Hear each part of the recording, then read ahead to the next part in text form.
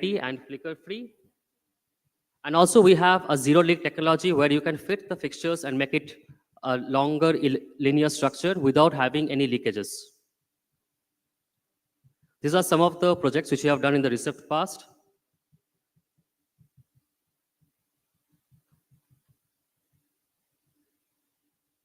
There is a stretch fabric solution. Now coming to dark sky. We used to hear the word starry night, but we don't see stars anymore. 83% of the world lives under dark sky.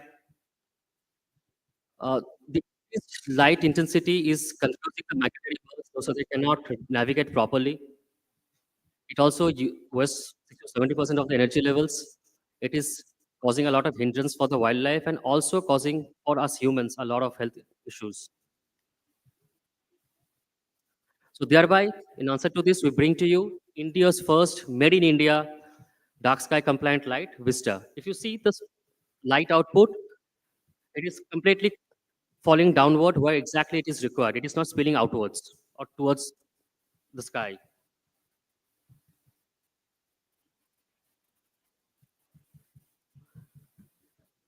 Now we cannot have a well and futuristic workspace without smart and connected services. So thereby we bring to you Wipro smart and connected services. We have more than 20 projects, more than 40,000 connected devices, and we have Bluetooth Low Energy, PoE solutions, wireless connectivity, and also solutions for both indoor as well as outdoor.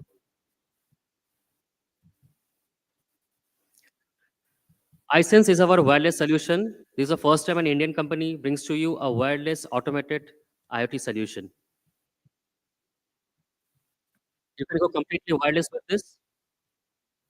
You can automate lighting for daylight harvesting, occupancy sensing, time scheduling, and curtain controls.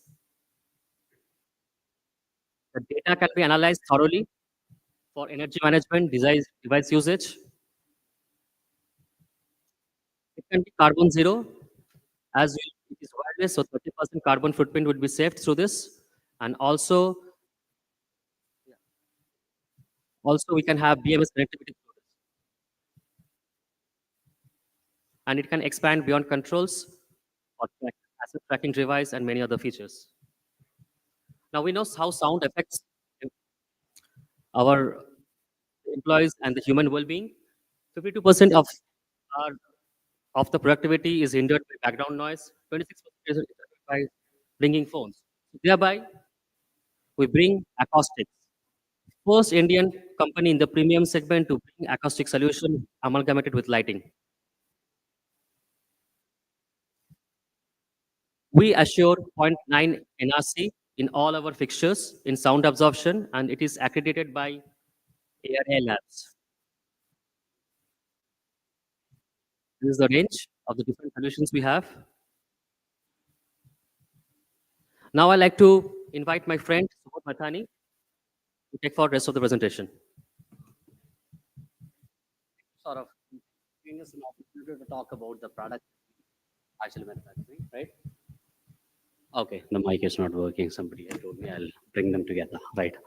So, most importantly, when we talk about the timeline, right? It's 2025 we are sitting on, and it makes me recall 2005 when somebody has suggested one particular thing to me in a very decent way. He told me something that is important. He said, a man convinced against his will is of the same opinion still, right? Years back, we convinced the architects that it's good to put the ceiling. Years back, we convinced the architects to put the cabins and the cubicles. And years down the line, we convinced the architects to remove all those ceilings. We convinced them, right? They were convinced. Now we are trying to tell them we are looking for the solutions for it because it is creating an acoustic problem. Now, this acoustic problem has to be addressed. How it is to be? We have to have certain products which actually addresses that kind of a problem which has been there. So we came up with the product name Flippo. And why did we name it Flippo? Because you can flip it to the back, flip it to the front, utilize it as per the requirement. You all must be sitting in your offices and you all must be fighting for a room to present or to have a discussion in your office spaces. That solves that. That is the kind of beauty that we have got. and it gives you the kind of acoustic treatment which you must be looking for in your office spaces. Then post that, we also have something which is absolutely important, absolutely stunning. You all are looking for a meeting room. We all also look for a meeting room in our office spaces, and we all look back into the history where we used to get into the phone booths and we used to make a phone call to our relatives. That's the same thing which came into the office spaces. Previously, they were making out of the glasses. We have made it a sophisticated solution to it, and we call it something which is focus box. Focus on the project that you're working upon. Focus you can bring onto the work or the relatives that you want to talk about. We also talk about ourselves that we are the fastest growing premium Indian seating brand. We are really very clear about it, the kind of a positioning that we have, the kind of products that we are selling to the customers. We understand our overall motto that we have, and we are really clear about that. All the segments we are into, yes, they are pretty much visible to us. So we are 100% sure that we will be able to cover 360-degree when it comes to the world of architecture, as well as simultaneously the landscaping too. Yes, we are consistently working on products, and we are really. We talk about work from home, we got a solution. We talk about something which is collaborative, we got a solution. We talk about the cafeterias, we got products for that. We talk about the auditoriums, and we are really boastful about that. We have got a solution for that. And when it comes to the public speaking, yes, we do have a solution for that. So that's how we are covering the overall spectrum of the solution that we are looking for. And this is something which is really important for all of the people who are sitting here, because you all understand the technicalities which are really critical in any of the case. Let's say, must be certified with rent stability as well as the other factors. We boast about we are the number one company in the auditorium seating, and yes, we keep on boasting, and we will keep on boasting for the next few years at least. There are certain images that talk about what we have done. And more importantly, when we talk about the products, we generally focuses upon the technicalities as well as the commercial viability. But from my personal perspective, as well as the Wipro's perspective, it's not the product which speaks of itself. It is a solution centricity which really matters, especially to the architects, to the designers, as well as from the manufacturers per se. So that's what we are completely glued upon, and that's what we wanted to bring onto the things. And at this point, I would rather say, yes, we are convincing you that put the acoustic solutions, put the best of the products, and put the best of the efforts to make life better for the end users. Thank you. Thanks a lot. Thank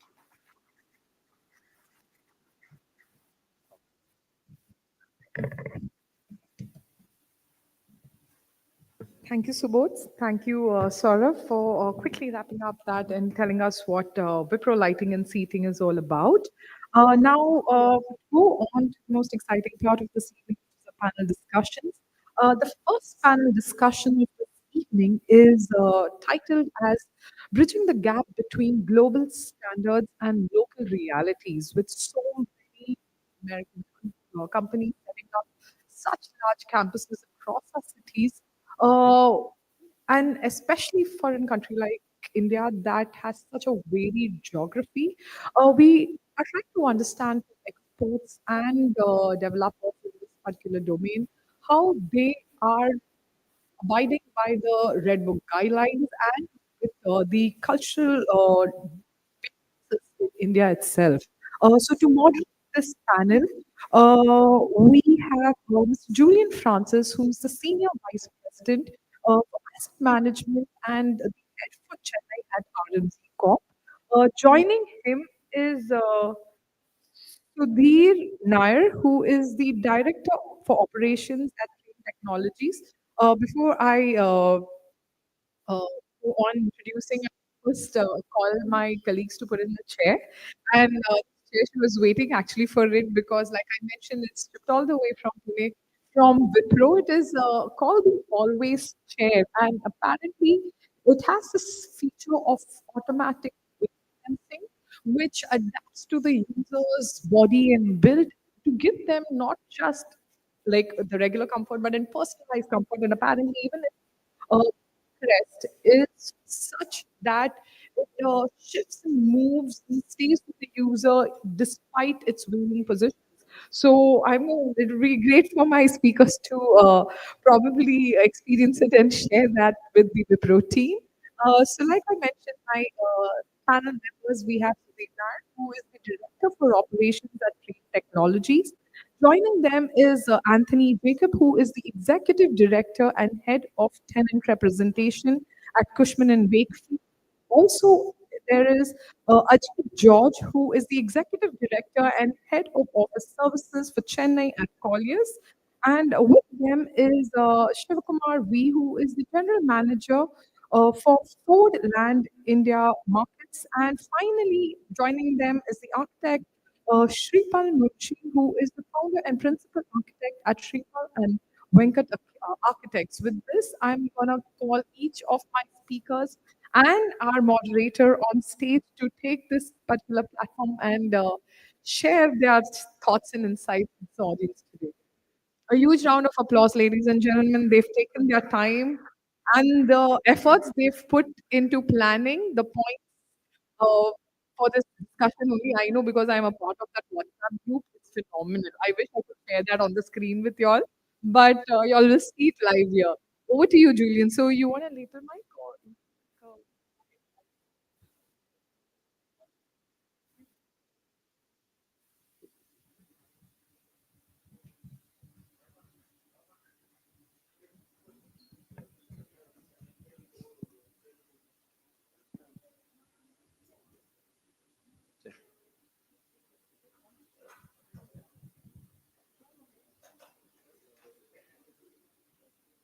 I think you gave us a.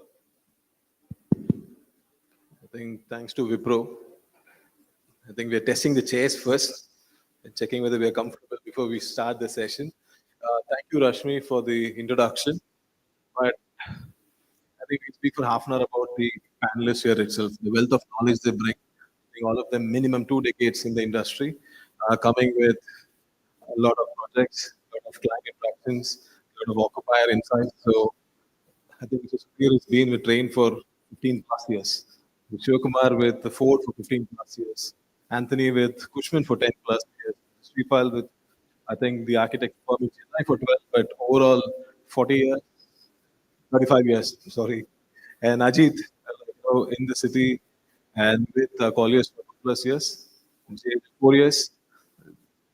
So we here, what we're trying to do is like the topic, how to take it forward. I just want to set a little bit of a context because we are coming from varied backgrounds, like architects, consultants, suppliers, vendors, even developers. So I'll just show 2 slides. Nothing more than that to set a context on the business we're talking about. End of the day, all of us here for business servicing each other. And once we set that, then we'll get into the discussion and speak about the experiences, what we have seen, and the topic itself, but where it's leading.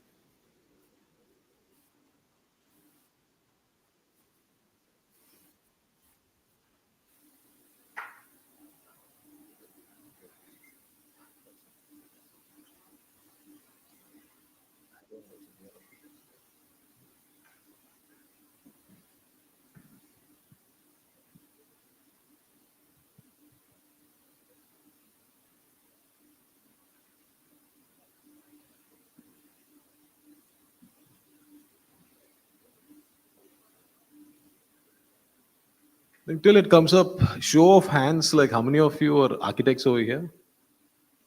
That's, consultants, developers, at least my fraternity, IPCs. I think the majority is like architects and consultants.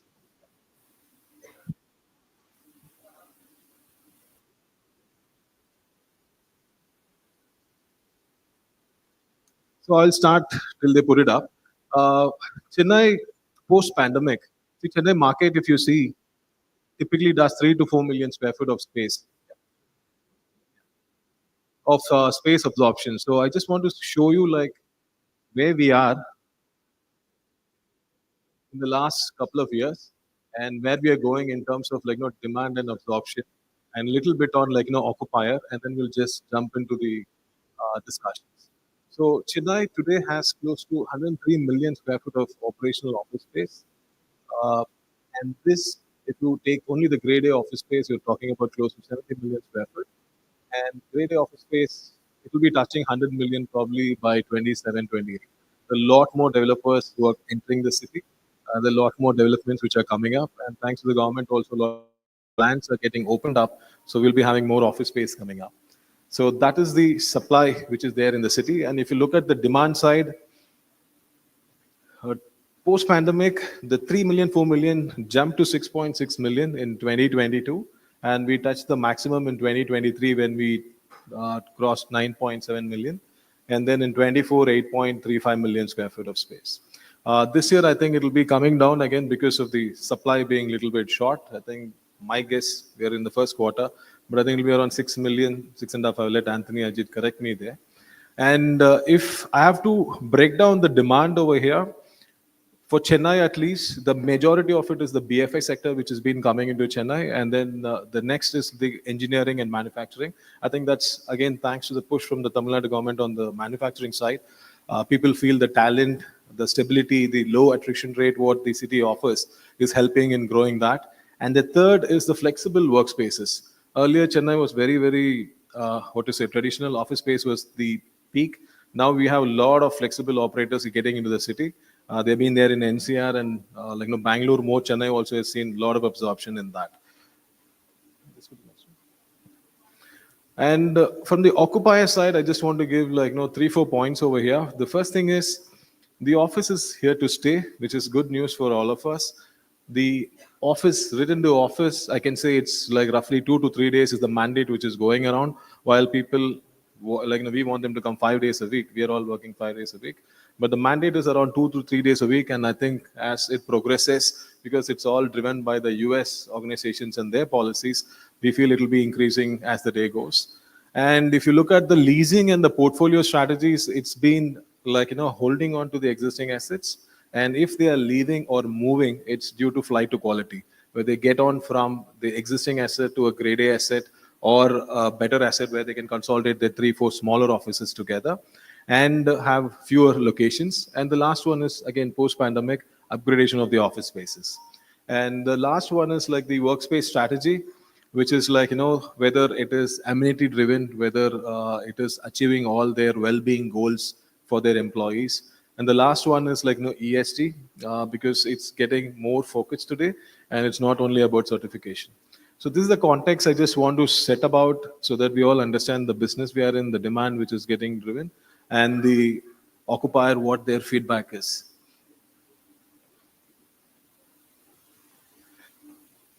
I think with the majority of the people being architects, we'll start with Mr. Sripal. So the key word today, wherever we go to offices, whoever we discuss, is sustainability. So what do you think? What is the sustainability practices which are kind of emerged as a very important parameter today? What are the trends which are going there now? And can you provide your insights on this and what the occupiers are looking at it today? Sure. First of all, a warm welcome to all of you and a very esteemed panel with decades of experience.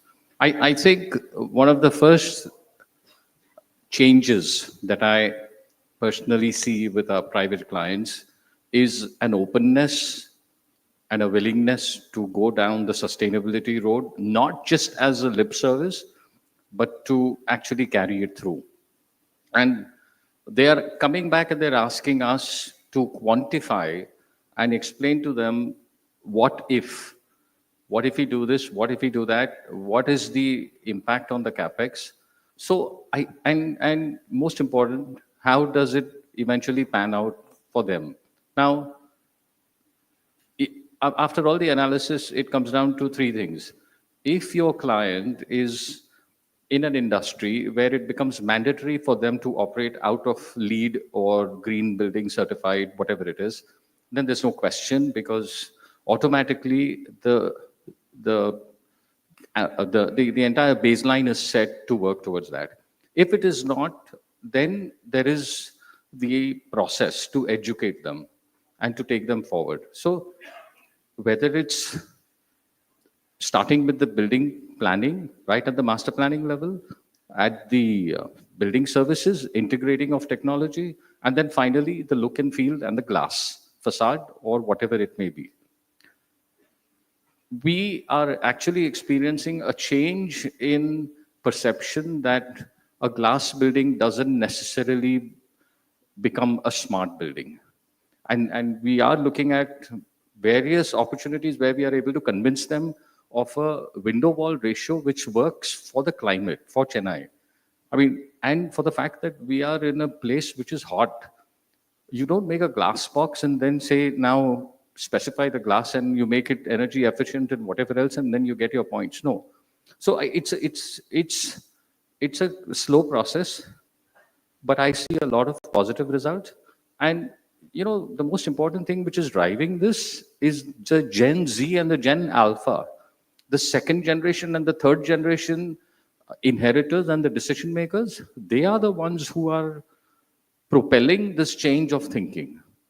And because they are well traveled, because they are well exposed, because they are completely tech savvy, and they realize there is this sense of responsibility, social responsibility. So I think they're all positive pointers and all signs aiming towards. If you just go back to the previous slide, where we've highlighted the aspirations, the slide which was right here on the screen. So it's not just about air, light, landscape, biophilic, all these catchwords. Now, for the first time, there are corporations and there are people who are focusing on mental wellness, like you said. And they realize that you can't get productivity out of your team and out of your hundreds of employees if you treat them like a sweatshop. Let's put it this way.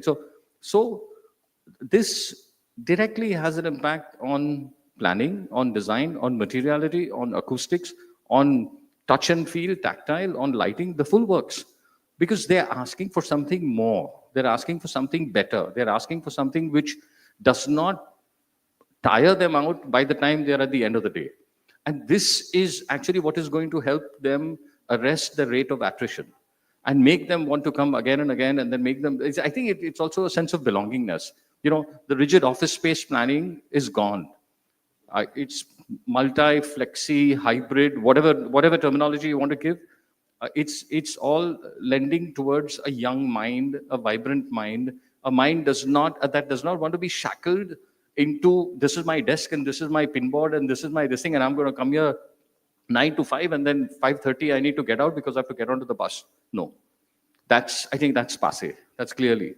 So all these are all positive. So basically what you're pointers. saying is the Gen Z is driving the design of offices today. I think so. I think so in a large way, directly and indirectly. I mean, that's what we are finding. And it's no more a lip service, that actually people have to think about the envelope of the building. What are the kind of materials which are going in? And technically they want to, and genuinely they want to make a good building, is what you're trying to say. Absolutely. And just look at Hyderabad. I mean, that one city has so much square feet of under construction, which if you, the statistic which you put up, it will dwarf all the other cities by a mile. I mean, literally by this thing. So who's going to come and work there? It's this age group. Sure. So I'll go on to Mr. Shiva. He's just come hot from Bangalore after inaugurating a brand new office there. So congratulations to him and his team. Thank you. And I think the entire global Ford leadership was there in Bangalore for this. So your views on this, Mr. Shiva, like now how you take this, like design and sustainability and how it's getting driven. Yeah, so thank you so much. Thank you, ITP, for giving this opportunity. I think these are certain things which comes from the core principles of the organization. What is the tone at the top, right? If the tone at the top is not very clear, right, then you, as we were talking about lip service, right, you will do certain things only for the lip service. But for sustainability, right, you need to have a very, very firm commitment, and you need to be really conscious about this world, and the organization should clearly understand what is meant by the triple bottom line, right? Other than that, you will not be able to really put your resources into the sustainability. And Ford Motor Company globally has got presence in many, many countries, and we have automotive plants in many countries. And in fact, we are having one in Chennai as well, right? So sustainability is the core principle of the organization, and many of our manufacturing plants are marching towards the carbon neutrality. So whatever we have learned from our automotive sector, we are also wanting to bring it to the commercial sector. And incidentally, we have a large presence, second largest presence out of US is in Chennai, where we have more than 12,000 employees working in Chennai, based out of Solinganallur, right? So we have a large campus. It is a green campus, platinum rated green campus. So when we consolidated all our offices in Chennai into one particular complex, right? So we decided that it has to be really a sustainable campus. It has to be a green campus. So this is something in line to the core principles of the organization. And more importantly, in today's world, as Sir was telling, Gen Zs are driving this, right? So today, if I have to attract the talent, right, I need to showcase them that my organization is actually supporting sustainability and my organization is able to provide you the right level of health and well-being, right? So that we are able to attract the right talent. So today, all the professionals have become really super intelligent and they are also driving this, questioning this, whether this organization has got the principles towards the sustainability. This is my understanding. Thank you. So again, you- the takeaway is like there should be a top-down approach. The organization has to set the tone. And second is like, look at what the end user is going to be asking and ensure you deliver it in advance. Absolutely. All right. So in the same line, we'll just tweak it a little bit for Mr. Sudhir here because he also just recently finished an office in Chennai. So the question for you is like, when you're doing offices and if your focus is to do a sustainable offices, is there a cost difference which an organization has to incur when you're doing it, or is there no difference of doing a regular office vis-a-vis a sustainable office? Thank you. In fact, if I answer that, split that question into two aspects. One, as Mr. Shiva said, what is a corporate goal? What we have as an organization? That is the first key important aspect, what we'll be driving. And the cost parameters comes as a secondary element.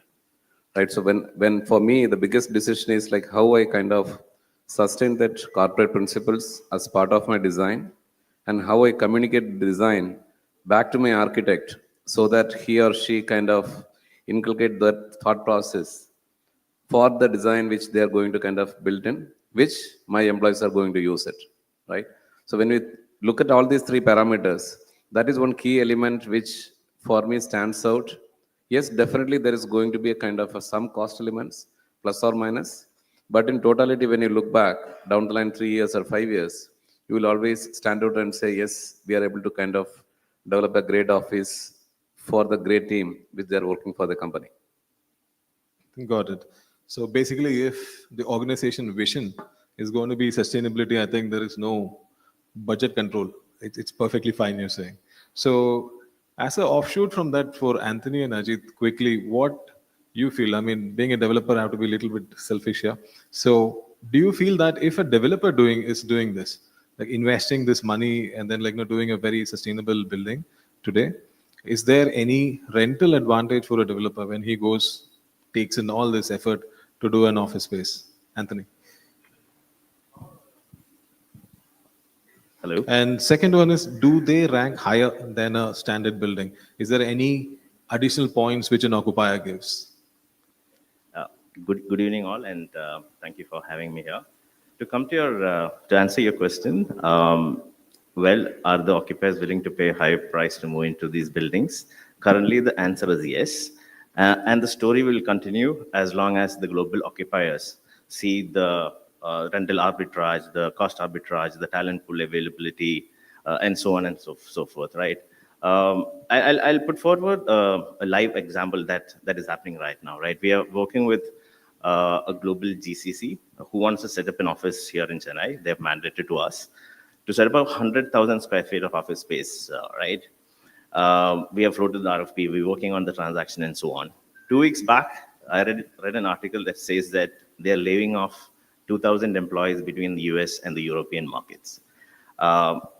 I was in impression that I'll be getting an email soon from the corporate stating that this project is put on hold or probably staggered to the next financial year and so on. To my surprise, an email came in last Monday stating that our requirement has moved up from 1 lakh to 200,000 square feet. I mean, 100,000 to 200,000 square feet with That's good. with a growth option to move to about 0.5 million square feet, right? So as long as the cost arbitrage is there, the talent pool availability is there, the corporates will keep growing and will need spaces which are sustainable. Now, a counterintuitive story, right? We have a corporate who's got about 1 million square feet in Chennai. 2 years back, we did a dipstick study and gave 4 seats for that corporate in Kerala, where the rentals are about 50% lower than Chennai. Today, that corporate has about 500,000 square feet in Chennai, in Kochi, and the portfolio in Chennai has come down to about 0.5 million. Will will this Kochi be replaced by another country? I don't see that happening in the near future, but it's food for thought. Thanks, Anthony. So it's a positive message for the developers, at least, that there is a little bit of cost advantage, rental advantage when we go for the sustainable, and clients are mandating now. Ajit, your views? Thank you very much. So, when you really look back on how the end users, the clients used to ask for space, like what was the lookout? Initially, the discussions used to be around the square feet. It should be a good building, maybe good rentals. All these were the number, like discussions earlier. Maybe just go back like 6, 7 years ago. Now the entire concept has changed. When a client comes to us asking for a space, it's more about a grade facility with a larger floor plate, with sustainability, with net zero, all those detailing of it, green building. These are all things that most of the clients are looking at today. So things have changed. Is it uh, because of that, does the cost come down in the initial phase? It's a debatable thing, because I think uh, okay, the other side of it, earlier clients were looking at they were very conscious about the cost. Is it so the same thing today? No, because I think it's more about sustainability. It's more about being in a facility which is going to take care of their people, in terms of all the other health related stuff, safety. All those things has to match. So global standards have come into the picture today. The way real estate is looked at is in a very different format. It's no more the same like earlier times. Uh, how the savings will come for the customer or the developer, for the client or the developer both. On a long run, definitely there will be a lot of savings. Because so one thing, like when there is a lot of common usage of a lot of things, like so where like just take for granted how flex has started performing well. Flex offices, if you see 3, 4 years ago, the rate at which what they were taking space was maybe around 2%, 3% take up in the entire market. Now it's gone to more than 18, 20%. Every year take up is that, that's the take up from a flex provider. So what they're doing is they're integrating stuff. So there is so much of common facilities which many people are using at the same time. So that's more of sustainability. That is the way, and that is the way forward. So a lot of new ideas are coming to the picture. The cost is not the criteria anymore. But is there a saving? Yes, it is. All right. So In fact, both my fellow panelists, right, were actually talking what we are doing. Cost, I mean, when I looked at an office space in Bangalore very recently, almost a year back, right, cost was not the factor, right? What we actually looked at is whether there is a talent pool availability and whether the landlords or the developers are really sensible enough to have a sustainable facility, right? What is impressive for us is whether we are able to get the right talent, whether there is a LEED certification available, whether there is a well certification available, whether my people who are going to be based out of that location will be taken care properly, because we want our talent to perform at its best, right? So those are the factors. Cost, definitely yes, but it is secondary, not the primary one. no, thank you so much. I think it kind of reiterates our belief as well, because I think for developers, the main thing is like, what we are doing, is it getting appreciated? There's so much effort goes into designing, securing the right kind of materials, putting up the building, waiting patiently. If it's a large scale campus, 3 to 4 years for it to come up, and then getting the right client in is very, very important. And again, with the right kind of ROI, we are a business. So it's very reassuring what you said. But I think today's scenario, most of the offices in the country. I mean, there was a time when we used to go to Singapore, Hong Kong, and US to see. But today, I think there are a lot of examples of great sustainable buildings in Chennai, Bangalore, Gurgaon, across. I don't think we need to go to some other country or a city to look at it. And I think it's a testimony of all the learnings which we get from the clients from overseas. So from there, we'll touch upon little on technology. I mean, we have both from the engineering background, so we'll little bit touch on technology. Mr. Shiva,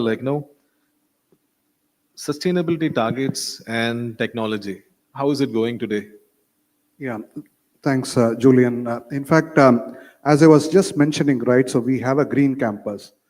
And we also make sure that there is a right level of technology, like the state-of-the-art building management system, where all our HVAC units are being controlled. And we just saw something from Wipro. The lighting is also super important now. So all our facilities are connected to a smart building management system through which we are able to efficiently run the facilities, especially in a hybrid setting, right? It is not a full campus, right?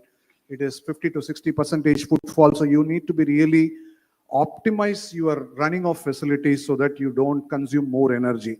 And incidentally, we won the CAA National Award for the Excellence Energy Efficiency Unit for our Chennai campus. That was possible because we could able to depend fully on technology, right? Not fully depending on the human abilities. Of course, you need the human abilities, but technology plays a vital role in managing such large facilities. Of course, in our day-to-day life also, to make our professionals to be more productive, office has got an integrated technology. The entire space, you will see that there is a lot of collaboration tools which are available. Different types of VR, AR facilities are available because we are also into virtual manufacturing. So a lot of technology is required. And we also have our own innovation centers where there are a lot of 3D printings and those kind of stuffs, prototype models can be built. So technology is an embedded element into the organization, without which I don't think you will be able to have a sustainable campus. Thank you. Mr. Sudhir. If I like to add from where Shiva left, see, all of us should be responsible in understanding where we are kind of consuming more energy. That is the one area where, like most of us are aware but not aware.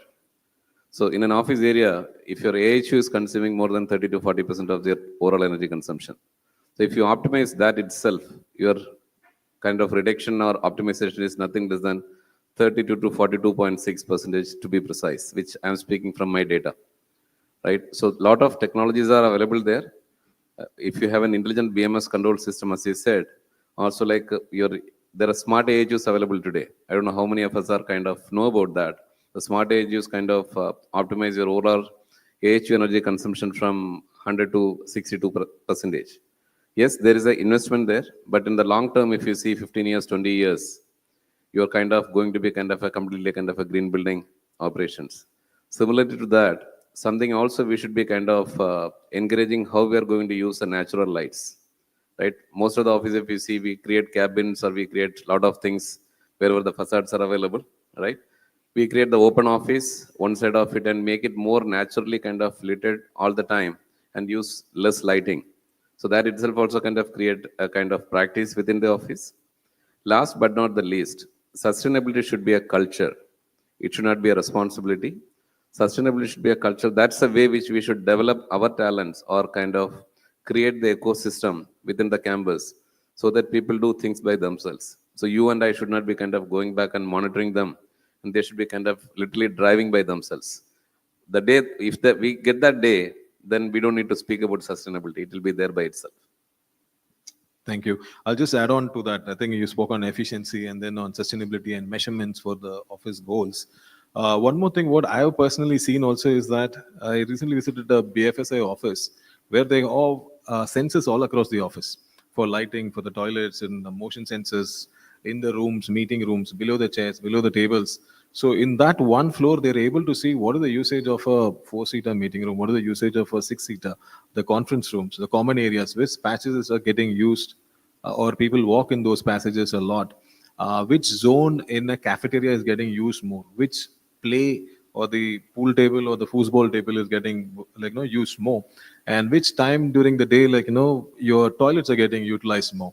So with that data, they've understood when to have kind of the pantry guys, how many people to have, at what time we should have, how much is the usage of the room. So should I have more seats or should I have more meeting rooms? So the data today, the technology which is required to design an office and seating and everything is completely, or I would say slowly it's getting technology driven. So from there, I'll just move to Mr. Sripal now. We spoke about Gen Z, and we spoke about this well-being. Is there anything on the design you want to share with us on the office space design? What is the focus today when you set up an office where most of the workforce is going to be Gen Z, and then your millennials and the senior management which is there? I think the entire workforce is looking for a place to work which they have a sense of belongingness. It's not just the corporate culture, but it's also the physical environment. And if I am going to spend 9 hours, 10 hours of my waking hours a day in an environment which I'm not happy with, how on earth do you expect me to give my best?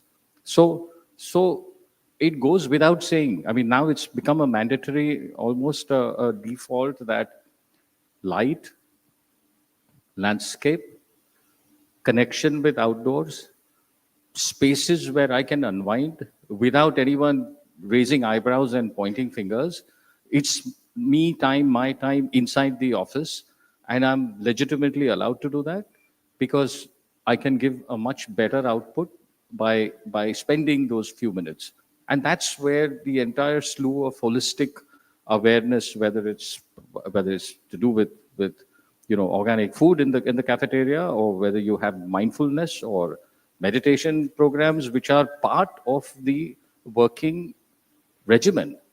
And the data analytics is showing amazing results.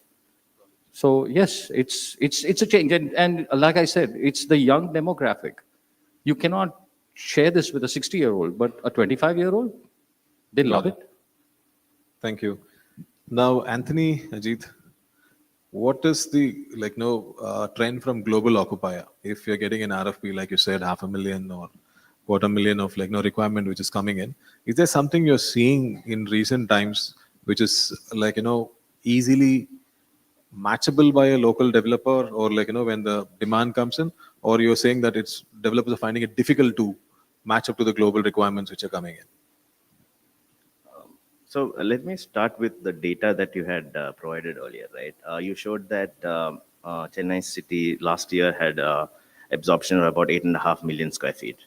Now, if you dissect that, about 90% of these leasing has happened in a grade A plus assets, which are sustainable in nature and so on and so forth, right? Now, we also, in the real estate fraternity, we also capture a measure called the net absorption, which is about 2.5 million for last year. Now, what this really shows is that occupiers are moving out from their grade B, grade C assets into these grade A sustainable assets, which have energy efficient equipment, lighting, green integrated, the power is green power energy, green being the center and so on and so forth, right? So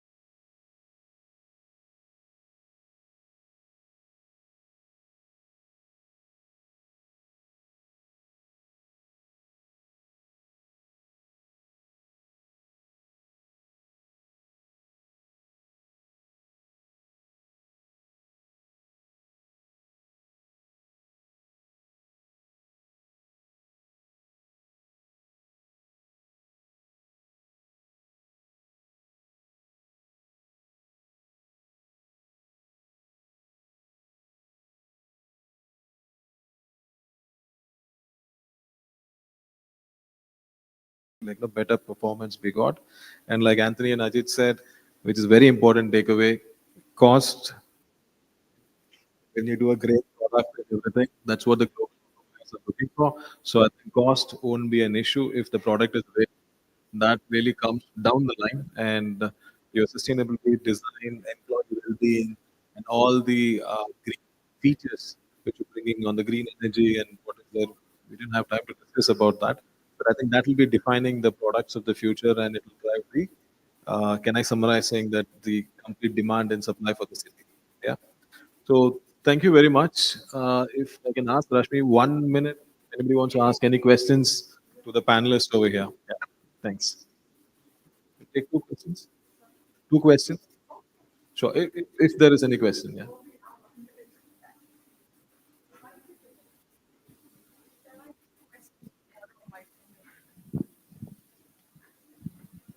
Oh, there's one person.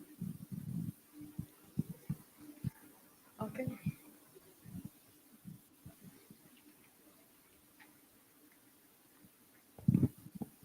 Hi, this is Prem Kumar from Mags and Logistics. One of the panelists said 500,000 square foot reduced from Chennai location and have increased in Cochin. How you firm that Cochin is better than Chennai? Because Cochin is famous for union, labor issues, and communism, everything. Do you think Cochin is better than Chennai? I was not taking an absolute sense when I mentioned Kochi as an example. What I was mentioning is if there are other countries or other states that can provide um, more cost optimic solution, talent pool availability is higher, where if operation efficiencies are better, there could be a migration.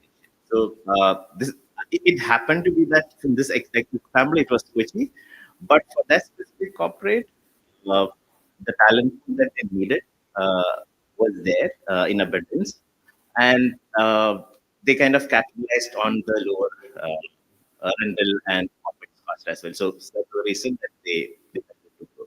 But uh, my example that I gave was for a general case.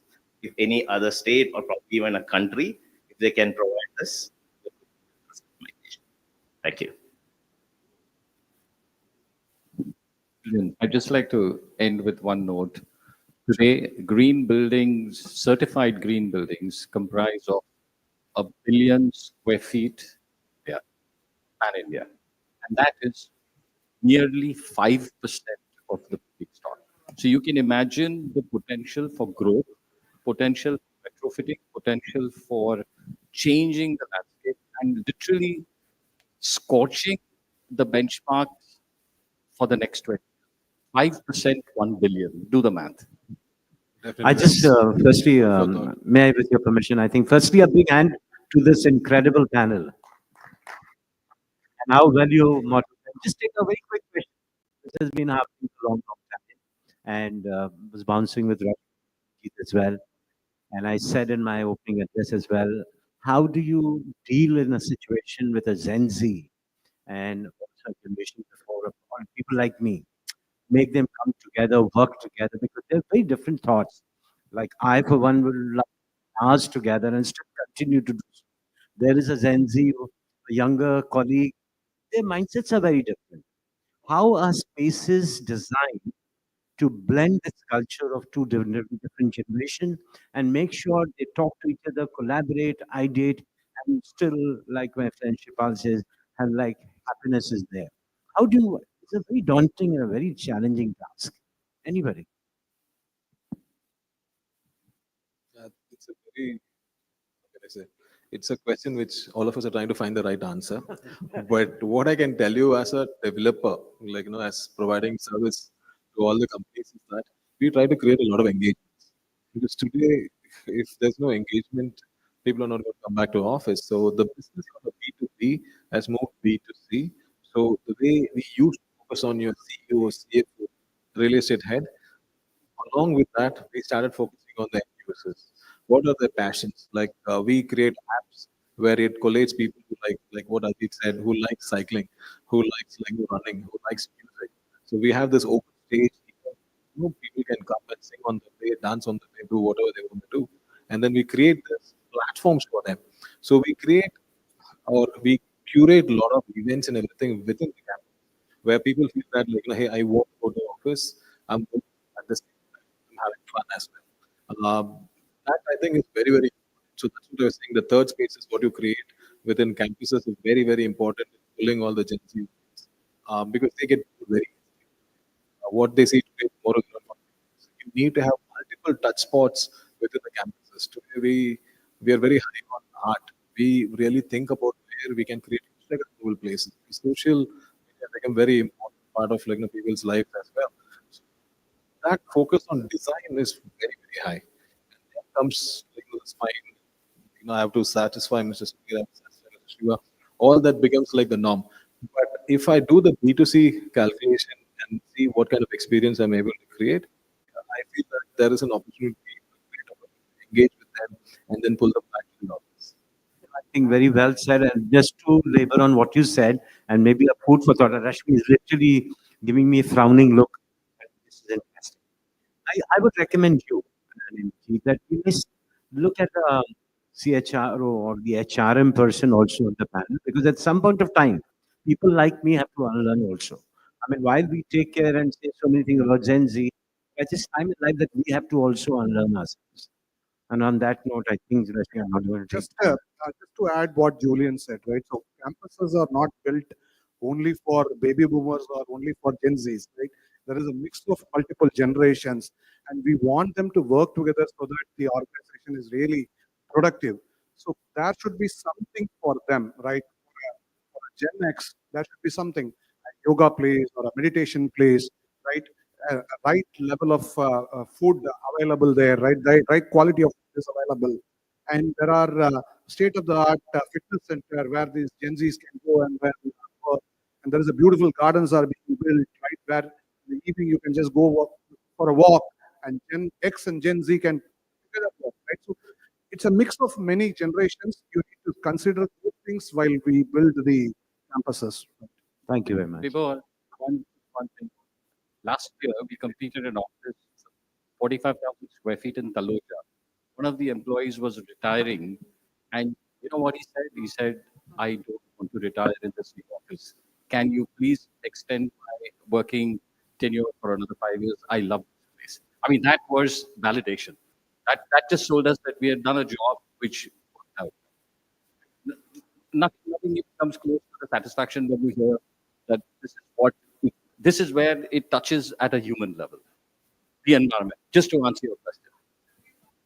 Yes, on a different perspective, what we do generally, like it is not like those days we used to see the pay and we used to join a company.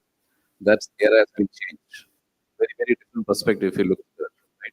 So today what we look is what are the corporate values, what are the brand values, what the brand is doing, how they are connected to the overall kind of goals and objectives of the group, right?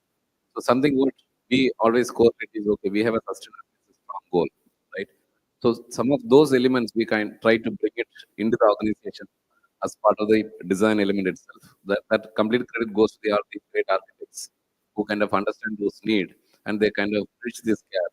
So indirectly, both these gens like this is a brand concept and they kind of try to kind of come to office on a regular basis. So that's one of the bridge what we do together. Thank you.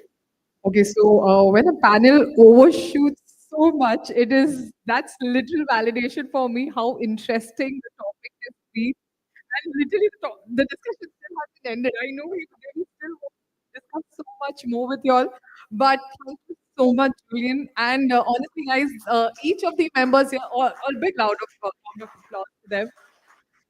Each of the members here were introduced to me by Julian, and I'm so glad and really thankful to you for bringing them all together, such a beautiful panel. So I'm just going to call on stage Mr. Saurabh Agarwal from Welspun Flooring and Decor, the managing director from ITP Media, to give you a small token of appreciation from our end. So I'm sure each of you all have a lot more this, but we are running terribly late behind this, and I didn't want to keep the two other panels waiting. Just had to push them to close in a bit sooner. Julian, thank you so much for moderating and curating this panel. It was really great listening to every point that you brought out from each of them. Thank you so much for this.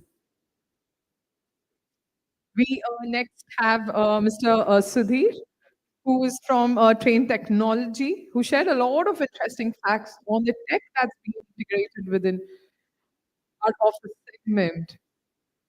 Thank you so much, Mr. Sudhir. A huge round of applause, ladies and gentlemen, for each of the gentlemen here.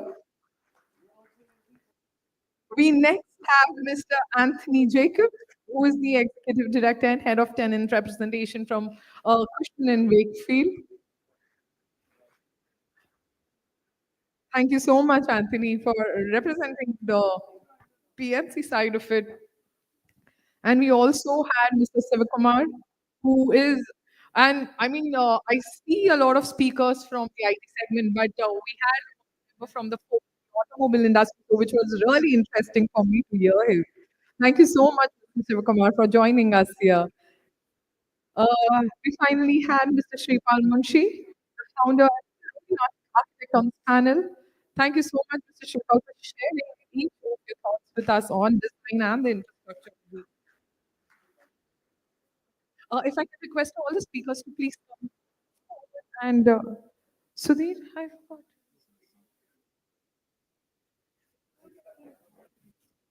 Okay. Okay. I think Ajit's and Mr. Ajit George here, who is the executive director and head of office services Chennai Metropolitan. Hmm. Thank you so much. I would request all of the speakers to please come forward for a quick group photograph. And in the meanwhile, I am not going to waste much time, and I'm going to quickly introduce our next industry presenter here, who is Prasad, who is a manager at Dorma Kaba. He is going to share with us the advancing tech in access solutions for modern workspaces. There will be so many cases actually not just in offices, hospitals, and so many infrastructure that needs secure spaces. And Domakaba is one such company that helps us provide these solutions. So with this, I'm going to quickly call upon Mr. Arvind to come on stage and take it forward. A huge round of applause, ladies and gentlemen, for Mr. Arvind. Thank you, thank you. Thank you, IDP Media, for giving this wonderful opportunity for us. Humans are social beings. We create buildings, cities, places where individuals come together and build communities. These are places to connect, stay, and love. Places to care for the generations that came before us while welcoming the next. Places to let our children grow and learn. To experience amazing moments or to step into new adventures. Where our communities come together. Places across the world. Places that matter most to all of us. We provide safety, security, and sustainability to these places for people to move seamlessly and shape their lives. This is what our societies require. This is what has driven us for more than 150 years. This is why our customers put their trust in us. For every place where we learn or rest. For every place where we get inspired, create memories. For every place where we build a career or start a new chapter. For every place that shapes a community.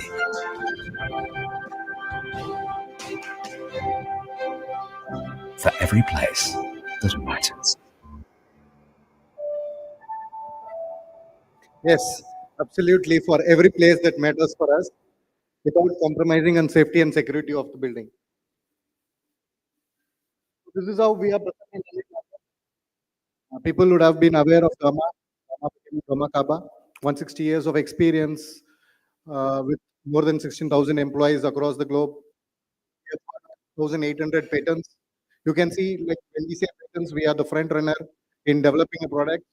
That is how we are invested in R&D. More than 100 million Swiss francs have been invested with a stable company. So this is how we are present in Indian market, headquartered in Chennai, proud to say. So we have a world-class facility in Mahindra World City. It's a LEED rated. So silver rated. Now we are trying for gold, and it is powered 100% with solar. And we are again proud to say that first laboratory, people give NABL for laboratories, and we are the country's first hardware manufacturer who has got NABL tested laboratory. So we would like to invite to our Mahindra World City facility. We can actually, you can have an hands-on there. This is our team of experts. We have specification teams supporting architects, consultants, project management, PMCs, you have end clients, we have product development, business development managers, we have core sales teams, we have got marketing teams, marcon teams who will be doing a lot of communications between the channels. Apart from that, we have one team which we are again proud to say we have our own service team. After all, giving these products, if you don't have a good service team to back up, that product goes for toss. So we have our own service team who can actually do the complete service. We can take a turnkey job, we can do, and this service team is present across India. It is not that we are present in one location and we'll be traveling across. We are present across India, wherever we have sales offices, we have service teams there. And this is how access industry has changed nowadays. So people see access as a flow, like without hindrance, you have to go. After pandemic hit, people see access as a seamless flow, but without compromising on the safety and security. So that is how the access has got. And people are relying more on the authentications. You have mobile, you have biometric authentications. When I say biometric, people doesn't want thumb, people wanted facial recognition, retina. It goes, it is evolving as an industry. And this is how we are present in Indian market and globally. This is how we are present. We have access control, access automation system, which is entrance automation. We have got all automated systems like you have sliding doors, swing doors, revolving doors. We are proud to say, Hilton, you would have seen a revolving door. So it's been old installations which we have done there. Entrance security systems, barriers. Most of the airports, we are working with most of the airports across India with the Airports Authority of India or Adani airports. Access hardware solutions. We have sophisticated door closures. Uh, when you say sophisticated door closures, rather functional, we have form-wise, aesthetical-wise door closures. Architectural hardware, again, you have panic bars, door lever handles, all this stuff. Mechanical key systems is high secured systems which we offer patented solutions. Access control, escape and rescue. Normally, people see often all these electrified hardware comes into this category. Normally, people see electromagnetic locks, EM locks being used in the market, but we can offer you electric strike or a electrified mortise lock when there is a security threat. Say for an example, when the power goes off in an EM lock, it is accessible from either side of it. So there is a security threat. So to avoid that, you can actually go for an electric strike or an electrified mortise lock, which falls into this category. Lodging system, hotel locks, we can give you a full-fledged hotel lock solution. Apart from that, we are pioneered again in electronic access and data. So we have a standalone retrofitted electronic access data to a full-fledged enterprise level solutions. On that, again, services being into the portfolio, which I have explained to you earlier. We have got movable partitions, key and wall system. Movable partitions, we have acoustic, which is horizontal and vertically moving partitions. I'll just go through a few products like we have got on the security layer because it's a mix of crowd without of showing a lot of products like this is more into the perimeter of the building. We have got boom barriers, two light turn styles. We have got touch-free access. When we call touch-free access, access becoming nowadays, like people say, it has to be seamless. So we have got solutions for that. I'm rushing through because of time. This is the new launch of automated solutions. People never would have thought these kind of solutions. I'm just running a video on it.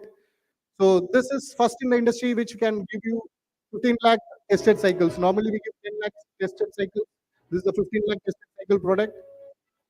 So we gave 50% advance on the service.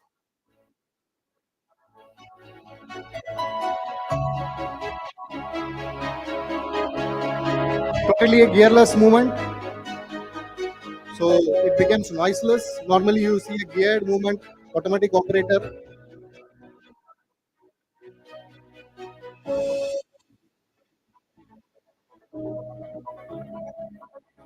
This is where I was into, totally 15 lakh tested cycles.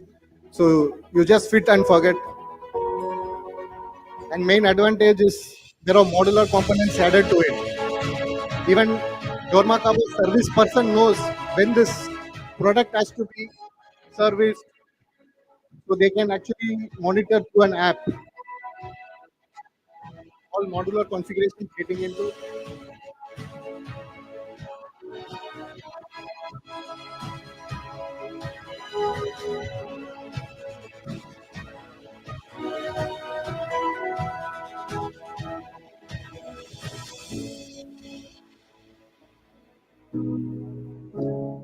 So this is one of the new launch which we have done in the market. Apart from that, yes, we have security related products. In this we have, these are all screen type barriers. We give screen type barriers, but normally nowadays all maybe colliers, all the real estate guys. So you'll be more concerned on the floor space. So this will be occupying almost 1.6 meter or a 2 meter of your space. So we have a solution wherein you need security and floor space to be minimized. We can offer you a solution something like this, which is unique in the class. The Argus V60 offers the smallest footprint of any optical turnstile in the market today. Argus And V60 without offers a footprint compromising less on than your 10 security. inches, providing the ability to fit into the tightest of spaces, integrating into your access control system, and ensuring tailgate detection. Available in a variety of color options, V60 offers the same architectural design elements as the rest of our Argus line. The ergonomically positioned scan plate and status lights have been installed on the front of the turnstiles for better visibility and ease of use.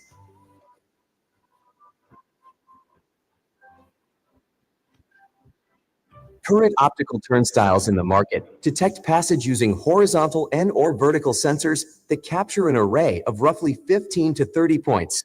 This can create blind spots within the sensor array that lead to false alarm triggers or unrecognized tailgating attempts.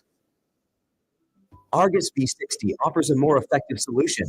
Using vertically positioned sensors, the V60 generates a more complete sensor capture, while Dormakaba's SenseLib analyzes the shapes of the array to differentiate between multiple people or objects within the lane. Pairing the more detailed sensor information captured by the V60 with SenseLib is what allows the V60 to effectively differentiate between a true tailgating attempt, a person carrying a large bag, or two people walking closely together. This is where, like, nowadays people find it difficult. Like in metro stations, if you carry a luggage with you, it is detecting as a second person. Sometimes you would have felt that like it is coming and closing back. So this will not be happening in this particular system. And this is where we are present. Like complete access solutions can be offered, right from the standalone system to the enterprise level on an access. We offer to most of the global customers. I'm just rushing through. This is again a concept, inclusive spaces, barrier-free becoming a concept. We can offer solutions for barrier-free as well. I'm just rushing through it, sorry. So we can offer solutions and we can offer solutions for master keying, eye secured systems. We can offer solutions for PWD, physically challenged persons with braille enabled kits. You can see at the bottom there is a push button, because nowadays standard says you require a push button also. For a visually impaired person, there should be a braille and a push button. It cannot be a wave switch, and it has to be a voice assisted. So we have a solution for that. We can customize. We can give you a sophisticated solution on glass partition systems, mobile partition systems. Actually, I have a privilege of showing a live demo here. So I just wanted to show you People would have seen horizontal sliding folding, but we have a vertical sliding folding right across above your ceiling. Please, everyone can look at the top.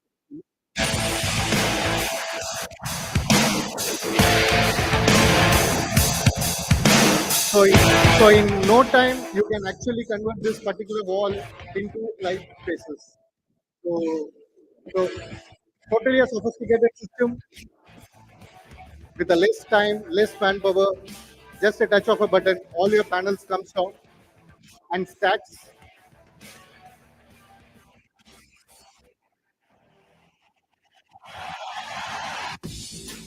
So we can give it in glass. This is a solid.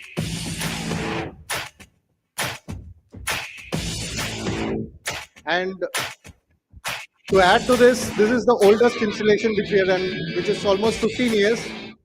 And you can see the performance of it, and it is done through our service team. So this is like on a sustainable front. Again, we are working. So thank you, thanks for your support, and thanks. Sorry to rush through because of time constraint.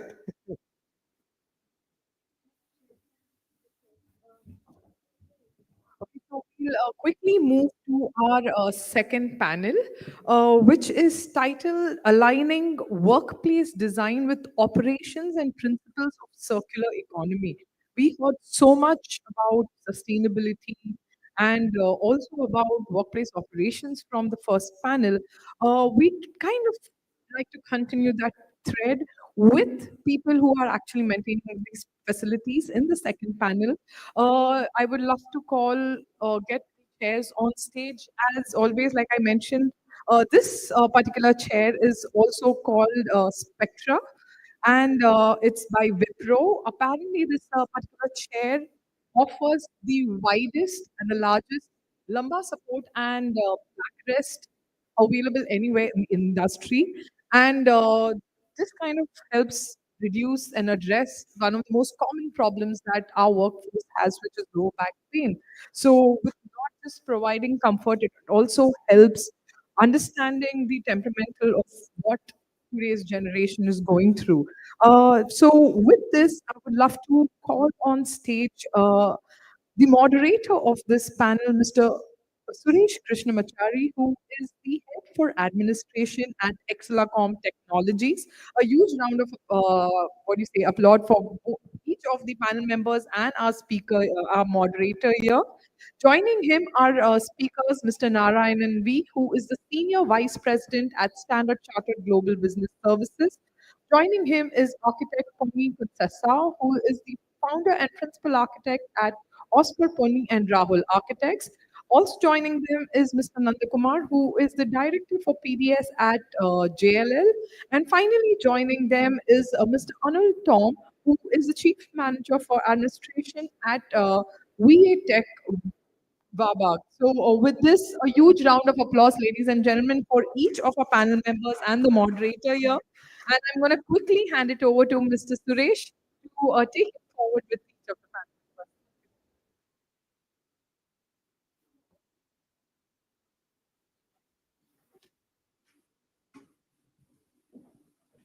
Good evening, all. A warm good evening. Yeah, so we have a time constraint here, so we'll directly go to the topic, and from there we can take it on. Yeah, so aligning workplace design with operational principles of circular economy. So the first question is an open question to everyone. Um, Before that, so, my name is Suresh, was introduced. So from a corporate perspective, how do you bridge the gap between a corporate vision, design, and operational efficiency? Okay. I'm wearing the hat of an architect.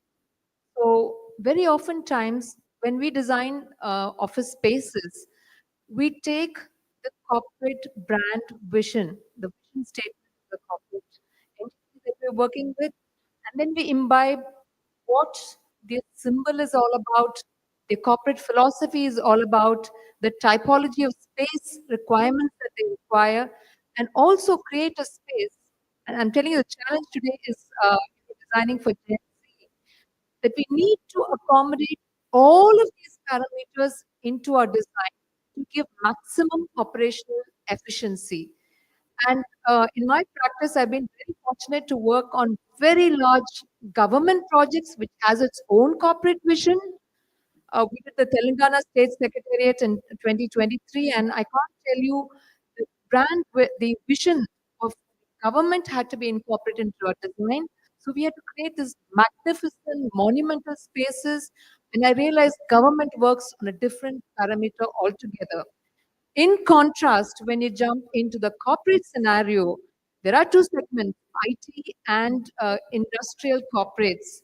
Again, we as architects have to jump in and create that bridge between the corporate vision, the expectations of the employees, and also create a operationally very efficient space. So architects are a very, very important element to create that kind of atmosphere, infrastructure for the end users.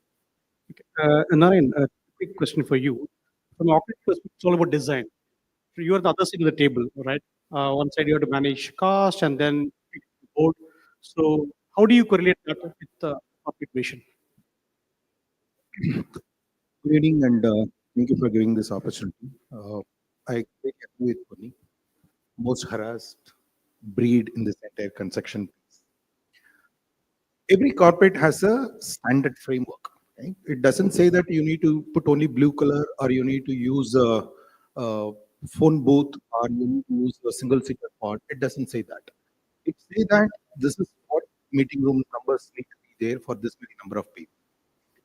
The kind of framework it gives. But you, as a end user, have a target in your mind. I need to have a 6,000 seat for this many number of square feet. What I need to have this many number of seats. This many number of meeting rooms need to be fitted in. Then you need to look for your washrooms. You need to qualify for your NBC requirements. You need to look at all of the things. But finally, architect will come back and say that I can fit in only 5,000. Now I will say I need 6,000. Yes. And I will not allow any of the global standard to be compromised. Because end of the day, when we go for approval, we will not get it. So most harassed lot, what we, before hitting the floor, the amount of pressure what we put the architects into that and the magic they need to look around to get the number what we want. Yeah. Anil, we had the design fraternity talk and then from operation perspective, as a facility professional, how does this translate to day-to-day? Good evening, all, and thanks, ITB, for having me here. So, thanks, Suresh. Okay, so see, as a facility manager, okay, the facility who manages the complete, who takes a custodian, there are many aspects in your the routine job which you have to take care. So, you need to take care of the business requirement. You need to ensure that the operations are done effectively and smoothly. Also, the cost. Okay, so everybody sticks to the cost today. So, at the end of the day, everything is fine. Okay, now what is the cost spent? So, end of the day, we stuck with the cost.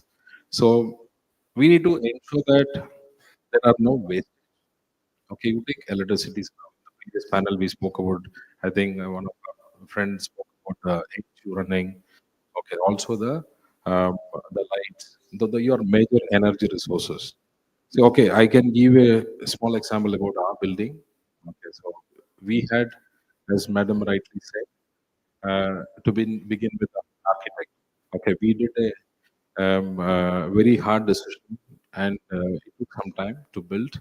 We ensured that 80% of the building is covered with natural light. Okay, wherein you save on electricity, because this is all a long run concept. It is not today. You build today for a better tomorrow. So you take your toilet wastages. We build an in-house STP plant. We ensure that we don't throw any waste outside. We have a pit where all the food waste are dumped there, so that there is no wastage which goes out of the building.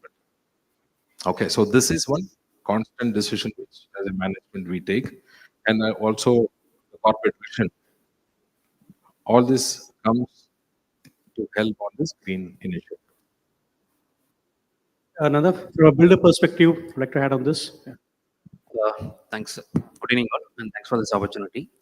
I think as a project manager, I'll be initiating this conversation with the client and with the architect most of the time. There are days, a couple of years back, when we start the initial discussion, starting with the seat counts. Once the area is finalized, there'll be demand coming to the seat. But now, in most of the initial discussions, the first agenda that comes in the sustainability. So, what are the features I'm going to get from the landlord? What are the features that I'm going to provide to my employee? So that's the prime agenda, and the seats and the features come subsequent to it. So there's a top-down approach you can see in most of the corporate fit-outs that's happening, which is very good for the ecosystem that's happening now. So that's how it is. Krishna. Ma'am, from an architect perspective, what is sustainable workplace according to you? Sustainable workspace is a place where there is efficient use of energy. Has to be efficient use of energy. And like I said, operational efficiency. You're designing spaces for end users who have to feel happy that they're sitting there. We are in the best of sustainable practices. And when I say sustainable practices, it means top down. The concrete structures or the structural architectural envelope we provide, the MEP systems that is so important today. MEP is the main meat of sustainability. You'll not really feel it. Lighting systems have to be important. Your aircon systems have to be sustainable. See, everything goes back to the billing, that the energy billing that you are stuck with. But all of this has the sustainable ring to it. I've been actually promoting the concept of circadian lighting, which I feel is so important. So, and that is something that is good for human beings, end users, bringing out the best of their productivity. You also need to use natural materials as best as possible. And that's a discussion I had previously. There's something called sustainability and there's something called profitability. So for me, materiality is important. You need to use natural materials. You have to prepare systems to be extremely sustainable. And I'm talking of even the furniture that you're sitting on, furniture, the kind of tabletops you have, the textural materiality of the surfaces, the all ceilings that you're creating. So all in all, each and every element has to be sustainable, and that is what the profitability that you expect on a short term is not possible. It's more along a long term pattern. So that's why I always say, do not look at the cost too much. Look more than the cost. There is a lot of added advantages that come on a longer timeline. So for me, that's what sustainability is all about. And yeah, very interesting jargon like circadian thing, which is very related to biological well-being of a human being. And any cohesive strategies for this? Any specific one or two strategies would you be able to stress about this? Strategies as in sustainability strategies. See, the meaning of sustainability is recycle, reduce, reuse. And today there's a fourth element that's come in. It's called recovery. You'll not believe, as architects today, we have to design for disassembly of the building, which means that the materials that you select, your building has a certain lifetime. So after 50 years, maybe it's going to be demolished. Something else is going to come up. So each of these elements that you selected for your interiors and your structural envelope has to be reused maybe for the next building that comes in. And why all this? Because the landfill is filled with 40% of construction waste. So what we are trying to do is we're going to reduce that construction waste to maybe 20%. And that's the only way is to again, I'm saying sustainability on the long term is when we select materials, it should be for reuse as well. It should be a very conscious strategy. For example, use natural materials. Do not use composite materials. Materials like UPVC, they take a very long time to decay and go back into the environment. So these are, strategies one can use on sustainability on a longer time. Yeah. Can I add on to what you are saying?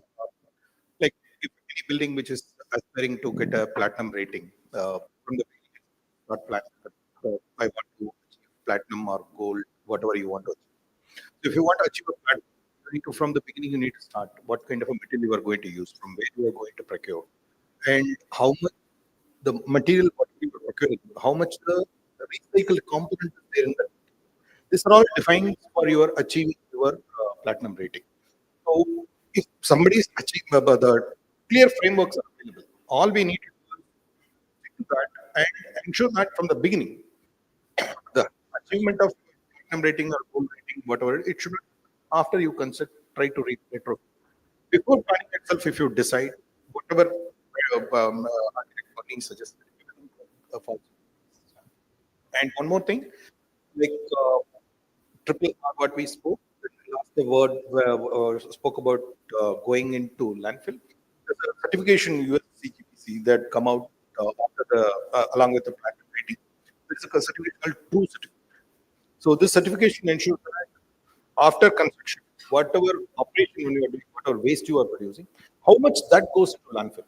You are reusing, but how much you are reusing apart from that, not allowing anything to go to the landfill. So they assess based on that, they give you a certificate. So that is another certification which is to ensure that you don't send anything to refill.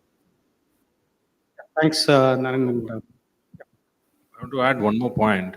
Also, as rightly said, from the architect perspective, everything starts from the scratch. Okay, we need to also now, there's a new way of sustainable material procurement. I think that's one of the points. Just want to touch base before we go to that.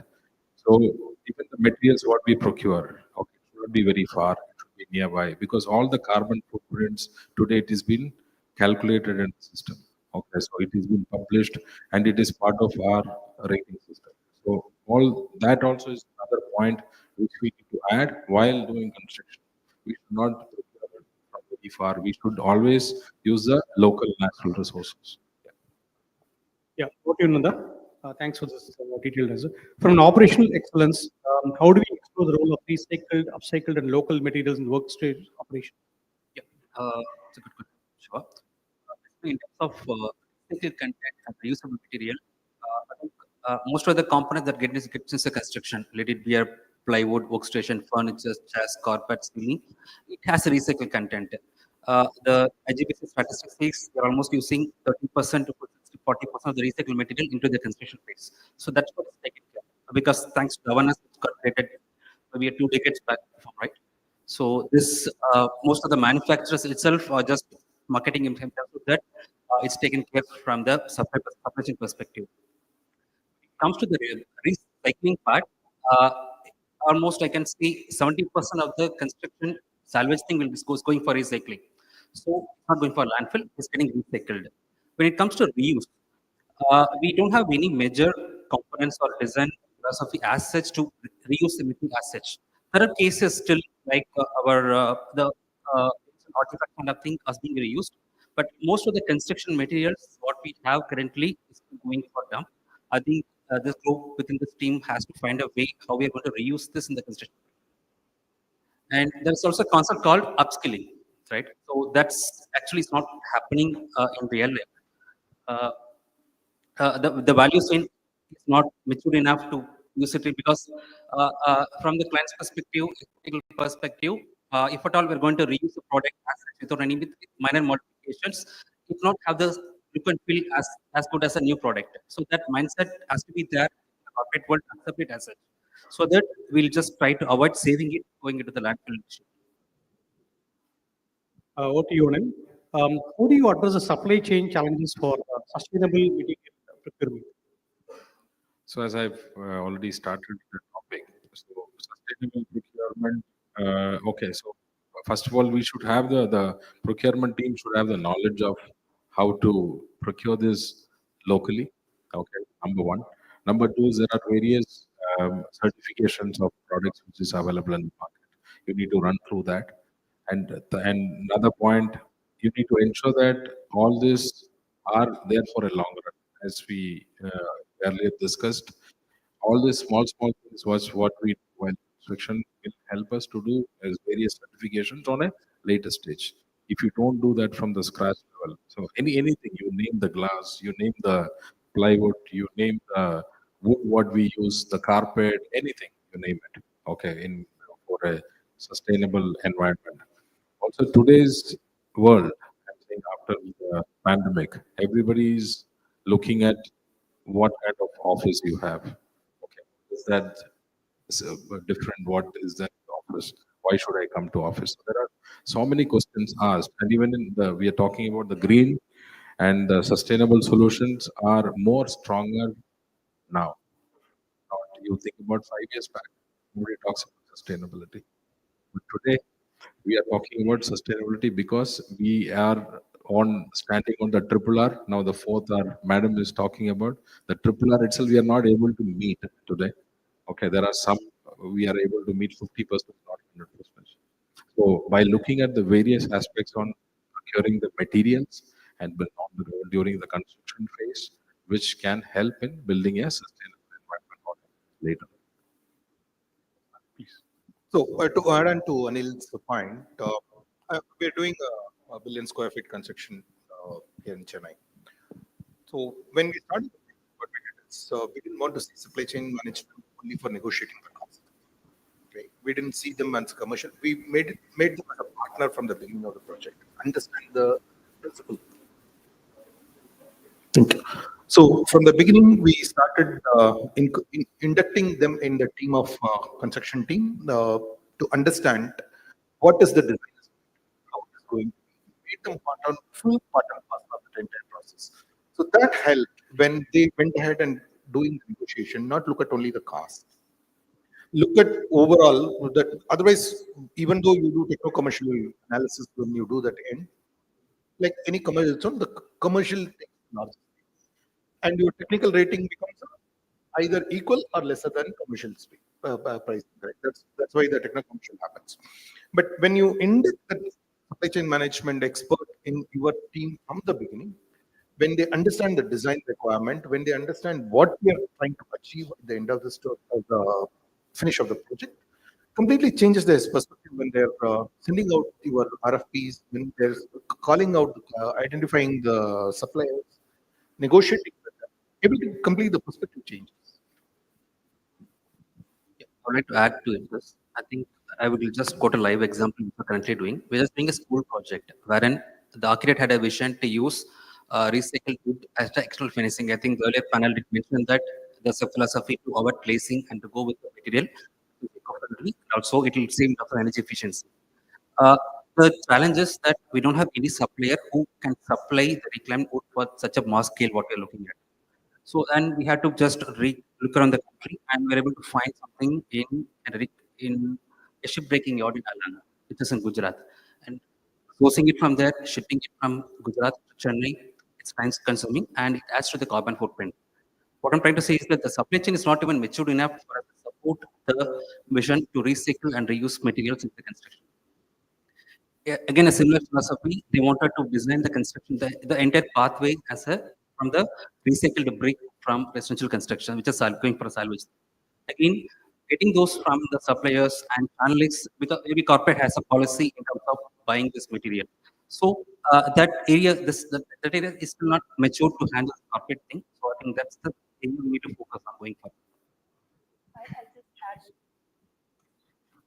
Good point about reclaim wood. There is a supplier in Chennai who is working or who does work on getting reclaim wood from ships and what have you to reuse it. But like you said, and this is my suggestion that sustainability has now become a mindset. We're doing a 300 crore grand library and science center in Coimbatore. And the first question that the collector asked me was, are you guys doing a green rating on this? And I was very happy to say that most of our buildings, I mean, I would say close to 100%, I shouldn't say 100%, I would say 98%, are all IGBC rated or LEED rated or some form of rating. And it was very nice to hear IAS officer, a collector come and ask me, let's do IGBC rating. And the same thing goes for the Telangana Secretariat. where the chief minister himself recommended that we go for an IGBC rating. So this has become a mindset, and this will reflect on manufacturers and vendors. They better buck up and pull up their socks. More, if they need more of business to come to them, they also have to change their mindset. They will have to go into this reuse, recycle, and recovery mode. It's just going to be a market trend. Period. Kudos to you, design team. I think you people have created the awareness, right? The IGBC thing, which is not so popular earlier. Today it's become kind of key specs, right? Absolutely. For that matter, the secretariat we designed is the first secretariat in India to have an IGBC rating, number one, and number two, to be a gold-rated IGBC building. So this is going to be a mindset. Also, so just one more point. So we are now building 400 MLD desalination plant in Perur village in ECR. So now we are building all this desalination plant from last decade. So now the new thought, the government asked us saying that what different are you going to do in perspective of green, sustainable? Because our tagline is sustainable solutions for a better life. So now we are tied up with the National Institute of Ocean Technology. So they're going to have a ocean depth technology to run all the high-end pressure pumps. So this is again another way of sustainable, because so that we'll use very less electricity, even though the electricity belongs to the government, but still they are pushing us hard how to make this better every day. Every day there is new thinking, new process, new learning which comes saying that how we can do this in a better way. Because 400 ml, it's a large water plant, almost 40 crore liters pumping of water in a day. And the kind of waste of water, so to clean 400 mld, we need to have 800 mld intake. So you can imagine we use RO small purifiers at home. We think that, okay, we are getting water. So to have 20 liters of water, clean water, your intake is almost 40 liters or 50 liters, depends on the quality of the water. So the 30 liters, you are wasting it out. So if you have 1,000 flats in a community, so 1,000 into 30 liters is the waste of water. So you don't know where it goes. So likewise, we were supposed to be doing one project for one of the village, 800 RO plants. Collector have told us saying that, okay, let's install. So finally, the thought process, the project is on hold because now we have to rethink all this 800 RO plant.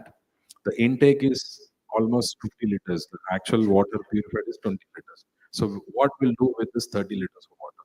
So now it is on hold. So now we have to just think through and give a detailed report on how we are going to use this 30 liters of water into 800 houses. So I'm saying every day people are pushing it hard for a better thinking and better perspective. The next big thing is which is catching up on the green journey is carbon embodiment. When you are constructing the building, uh, the material what we're using, the process what we're following, how much carbon it is going to put into the universe. That's what needed to be calculated. And there are different grades are there, starts from G to A. It starts from 9, the rating comes around 900, it starts from 900, it goes down to 200. 200 to 230 is the least what you can scope. So if you are able to achieve that 200 to 230, that's a top level of carbon embodiment. It sees how much material what we're using or the methodology. For example, we're cutting your marble on the floor, how much water you are using, and cutting how much sawdust you are putting in the air quality. So things are evolving very fast pace, especially IGBC or LEED, which are all be heard as a notional thing or aspirational things has become a must thing. Same with the construction methodology and what we are applying that also. And also looking at prospect. Just to touch upon, Tom mentioned about the water. I think in one of the recent project which we just completed, the client has replaced the domestic water consumption by installing AWG, which is atmospheric water generator. Through this, almost 80% of the cafeteria and kitchen consumption of water is being generated by the atmosphere, which means there's no dependency in terms of RO system, no dependency in terms of groundwater supply.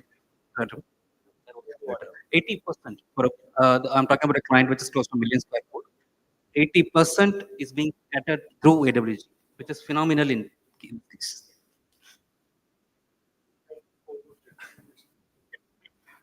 What's your overview on integrating digital trends on BM to enhance operational efficiency and waste reduction? Very good question. There's going to be, there are two very powerful technologies that have emerged. One is BIM, which is becoming very commonplace these days, even in India, and the other one is digital twin of your project. So these are the two technologies which are widely used in the Middle East. The Middle Eastern countries, especially UAE and Saudi Arabia, use both of these technologies to reduce the optimize, I would say, optimize costing, optimize resource allocation, also reduce waste, and like I mentioned before, also to look at the recovery aspect of the materials that you're using.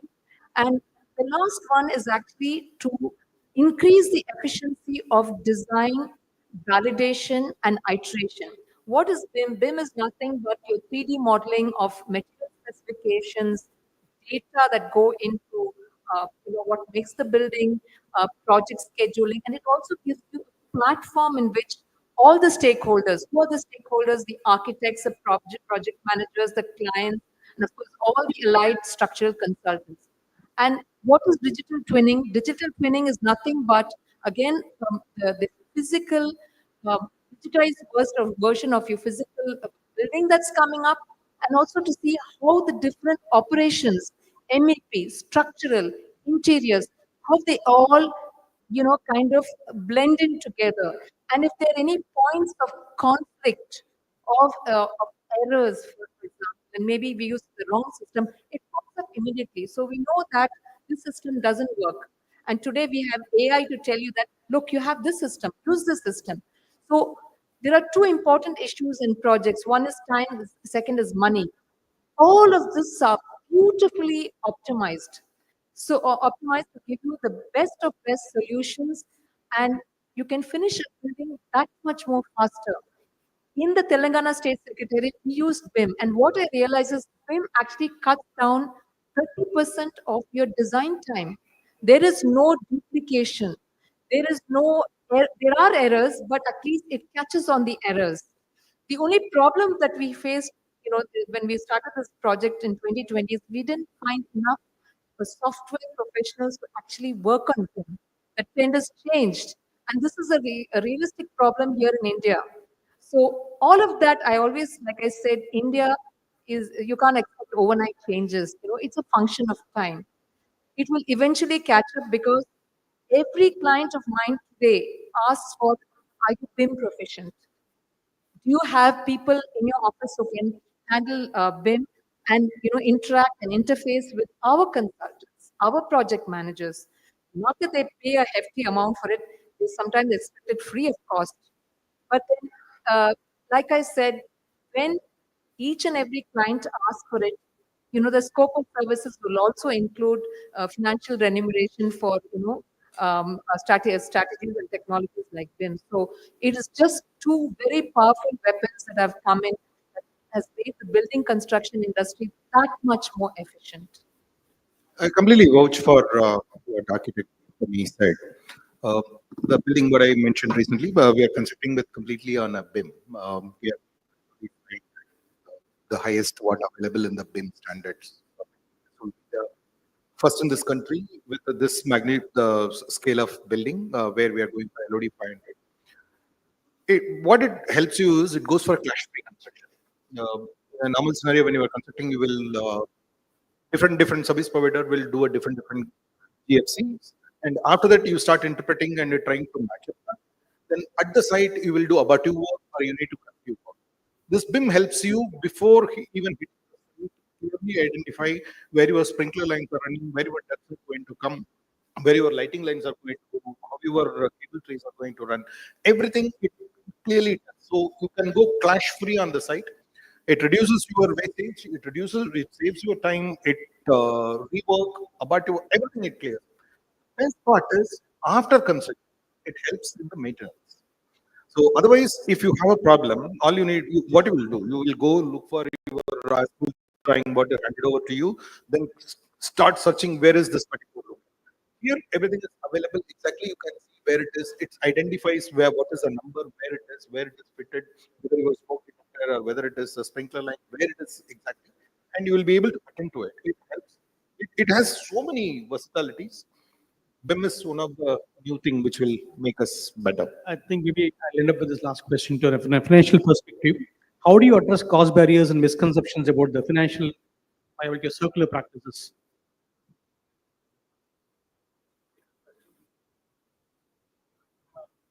Cost barriers and misconceptions about financial viability of circular practices. If anybody wants to have a word on that. See, circular economy is going to be the wave of the future. Like I said, this is a new way of thinking. You will not believe it. The Royal Institute of British Architects, RIBA as we call it, has introduced a new responsibility on the architect. You have to design for deconstruction, disassembly, and you have to design for recovery. Now, all of this has a cost implication. And like I said, when LED labs came into I would say, consumption many years ago, there was a problem with the costing. But today, LED lamps are the way forward, and everyone uses it. So the costing has come down. So there is a cost element that is coming in. You'll just have to bite the bullet. And these are things that even governments have understood.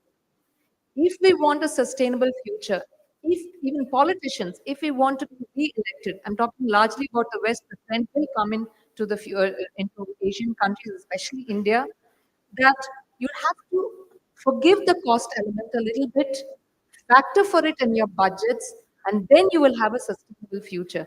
And this trickle down effects from governments to corporate entities and the small time, project owners, so to speak, will happen. So it's just a matter of time. It is an issue of survival, and we have to grab it with both hands. Yeah. One message to all those who have gathered here. Okay, common message is reduce, recycle, and reuse. Even I was looking at the water bottles. We use little and just leave it and go, but ensure that you take it, use it, and throw it. Number one, and the corporate stakeholders. Okay, what I have experienced, I can share. Okay, one is on motion sensors lighting in your workspace. Okay, number two is the switch, the marking of the switch. Okay, where lights are required, and during lunchtime, if there is a common break, switch off your AHUs. Okay, so you can probably will have definitely will have 1 hour or 45 minutes lunch break. Switch off the AHUs. Okay, so because everybody will be in cafeteria. I'm saying this is not possible everywhere, but wherever possible, the cost-effective measures what I have taken and what we achieved, I'm sharing. You may use it, you may not use it. Depends on your strategy of the business place where you are in. And also, you need to have a in-house the food combustion pit wherever it is possible. Have a STP plant if there is a possibility, and do a indoor air quality check on a daily basis. Publish that because those kind of parameters will give you a comfort for the employees to have a better and safe health environment. These are a couple of points which I just came into mind. I thought I can give that as a message. You can take it or leave it. Thank you. And thanks to everyone, organizers, analysts, and things. I know we are running short of time.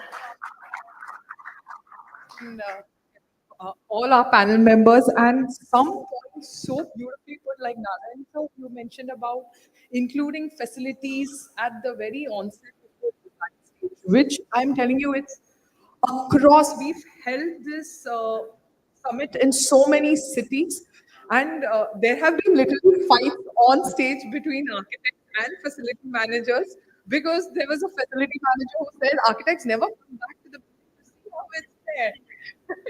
But the fact that you pointed that out really means the importance of it is actually very glaring in today's workspace infrastructure. And funny you mentioned about the recovery part, which is actually new for me itself. This is the first time I learned something so new from this panel. But that is the entire aim of such what do you say, platforms. Thank you so much for sharing each of your times. In regards of the time, we aren't able to take questions from the panel members, but I'm from the audience, but the panel members I'm hoping are there with us to take questions because it would be really interesting to take this forward. So I'm going to quickly call on stage Mr. Indrajit Sauji, who's a group publishing director at ITP Media, and Mr. Somnath Chaudhary from Dormakaba, to hand over a small token of appreciation from our end to each of the panel members and the moderator here. So I'm going to quickly call on. Okay, there is still one question that someone wanted to specifically ask. So we'll take this one question. Yeah, my name is Shiva Madhukar, and thanks. In fact, the panelists very clearly discussed about the sustainability of AWG. And one area where I feel like UHPC, the ultra high performance concrete, that is really required the moment where a lot of high rise building is coming up. Architect ma'am, Purni ma'am is really doing innovation on second phase. A lot of new innovations happen. So in the speed of building, like high rise building, 700 floors, 100 floors, has been started in India. So I feel like UHPC is one which is required for a speed of work. I feel that is missing in. So when we're talking about other, so can you anyone to talk about this precast building kind of stuff? Even I think Mr. Nandu Kumar probably can. Yep, yeah. Because UHPC is doing for bridges now. This is also coming into the construction. So I feel that's something I feel like. You any have thought on? Again, thanks for the question. Again, with the sustainability talks happening across the table, starting from the concept stage to design, detailing, execution, I believe there's no lag or any delay in terms of construction progress happening because at any point of time, there's no intervention because of the IGB requirements. Because that will give us a help in terms of integrating the facade. Because facade and UHPC combination where you'll give a complete building. Because today, ACP combination and facade integration, the ready-made block will help to speed up the construction. That's what I'm, where the bridges is happening, the lightweight concrete, why not for the buildings? For the speed and fast.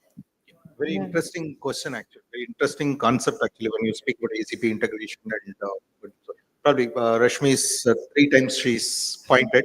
So what we'll do is after the this one over. Please, I mean, if you can. Yeah, because it's a long discussion. We'll go into because it's very, very touchy topic. So no, definitely. Over the plate, we'll discuss. That is really definite. So I'm once again going to call upon stage Mr. Indrajit and Mr. Somnath to please come on stage and present a small token of appreciation to each of our speakers here. To begin with, I would love to thank Mr. Krishnamachari, who really pushed the panel through. I put a very hard and fast deadline on him, but thank you so much. I could see him in his curt questions where he tried to keep the timeline so strict. But thank you so much, Mr. Suresh. We next have Mr. Narayanan, who is the Senior Vice President for Standard Chartered Global Business Services. From the corporate perspective, he gave us such great insights. Thank you so much. And again, that point he mentioned resounds with me even now. Thank you so much, Mr. Narayanan. A huge round of applause, ladies and gentlemen. Thank you so much. And next we have Ponni ma'am, who is the founder principal at Oscar Ponni and Rahul Architects. She, like she has already mentioned, has handled so many government projects. We could take a lead from her book to understand how that sector works. And we also have Mr. Nandakumar, who is the director for PDS at JLL. He took some tough questions and at the end, even from the audience. But thank you so much, Mr. Nandakumar. And finally, we have Mr. Anil Tom. We have been collaborating with him for quite some years now, and such an amazing gentleman has helped us curate so many of these platforms with his thoughts and ideas. Thank you so much, Mr. Anil. A quick group photograph, if you don't mind, just. And while they take, I'm gonna quickly introduce the speaker of our next segment, who is from a flooring company, the Wellspun Flooring, actually, who is going to speak about the innovative role of flooring in modern office design and probably give us a quick glimpse into the innovations and technology that the company themselves have been. A round of applause, ladies and gentlemen, before they step down. And I'm quickly going to call on stage Mr. Saurav Agarwal, who is the Vice President for Commercial at Wellspun Flooring, for taking us through his insights about the product and the fifth wall of our offices. So before he comes on stage, we can just play the video.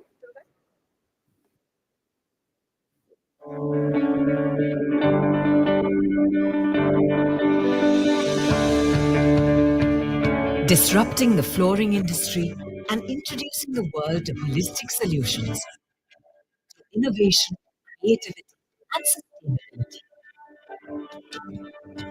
Wellspun is making a mark in home solutions with one of the most technologically advanced flooring capabilities, making us the first in the industry to design and manufacture hard and soft flooring products under one roof. Leading this change together, we aim to achieve new heights, unleashing new capabilities that are sustainable and unique. Embracing technology and working with an efficient team to come up with dynamic and unique solutions. Adapting new innovations to deliver the best quality.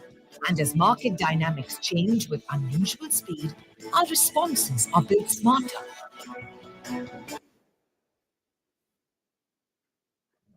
Good evening, ladies and gentlemen.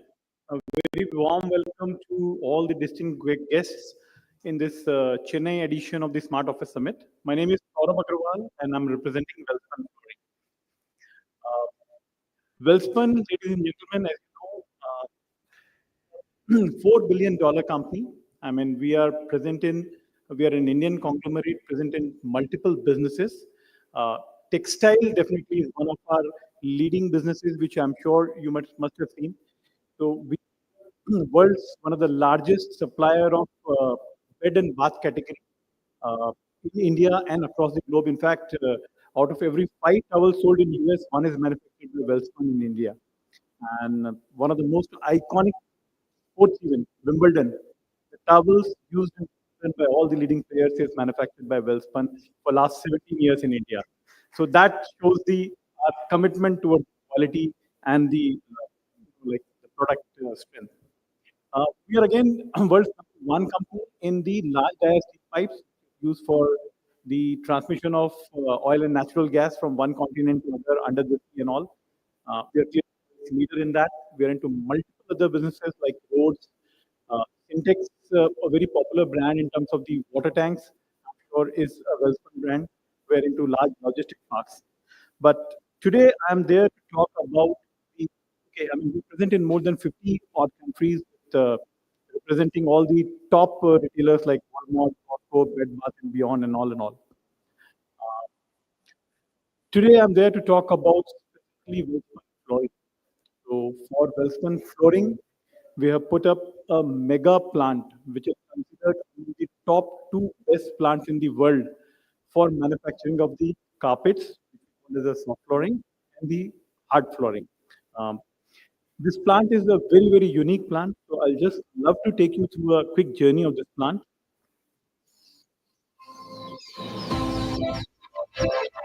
Wellspun has set up one of the most technologically advanced manufacturing facilities for producing carpet tiles, broadloom carpets, artificial grass, and SPC flooring in India. We are globally certified with platinum-rated LEED certification by IGBC, a certified zero-waste plant, and many more. It is one of the few vertically integrated plants for carpet tiles in India, and we maintain the highest quality right from using our in-house color pigments to the extrusion of various types of yarns for the manufacturing process. Our world-class yarn processing ensures highest quality output to create our carpet tiles. The tufting unit, with large number of machines, ensures high production capacity while maintaining quality and consistency.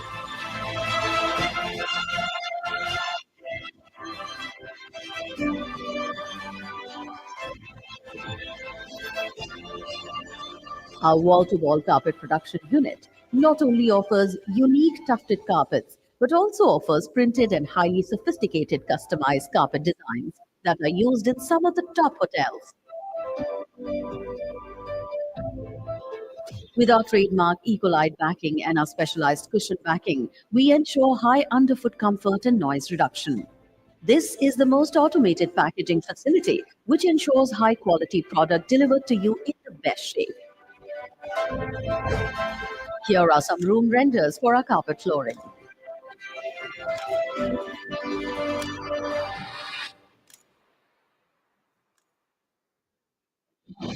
Our hard flooring stone polymer composite tiles are the amalgamation of both quality and design and can be widely used in commercial, hospitality, and residential projects.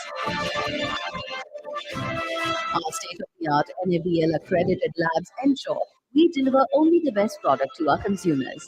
All our products are also tested in top US labs, ensuring the world-class quality. With Wellspun, your flooring needs end here, as we are your one-stop flooring solution. Step up to Wellspun flooring with our Made in India, made for the world products. So, ladies and gentlemen, did you find it interesting? Something a very, very unique facility.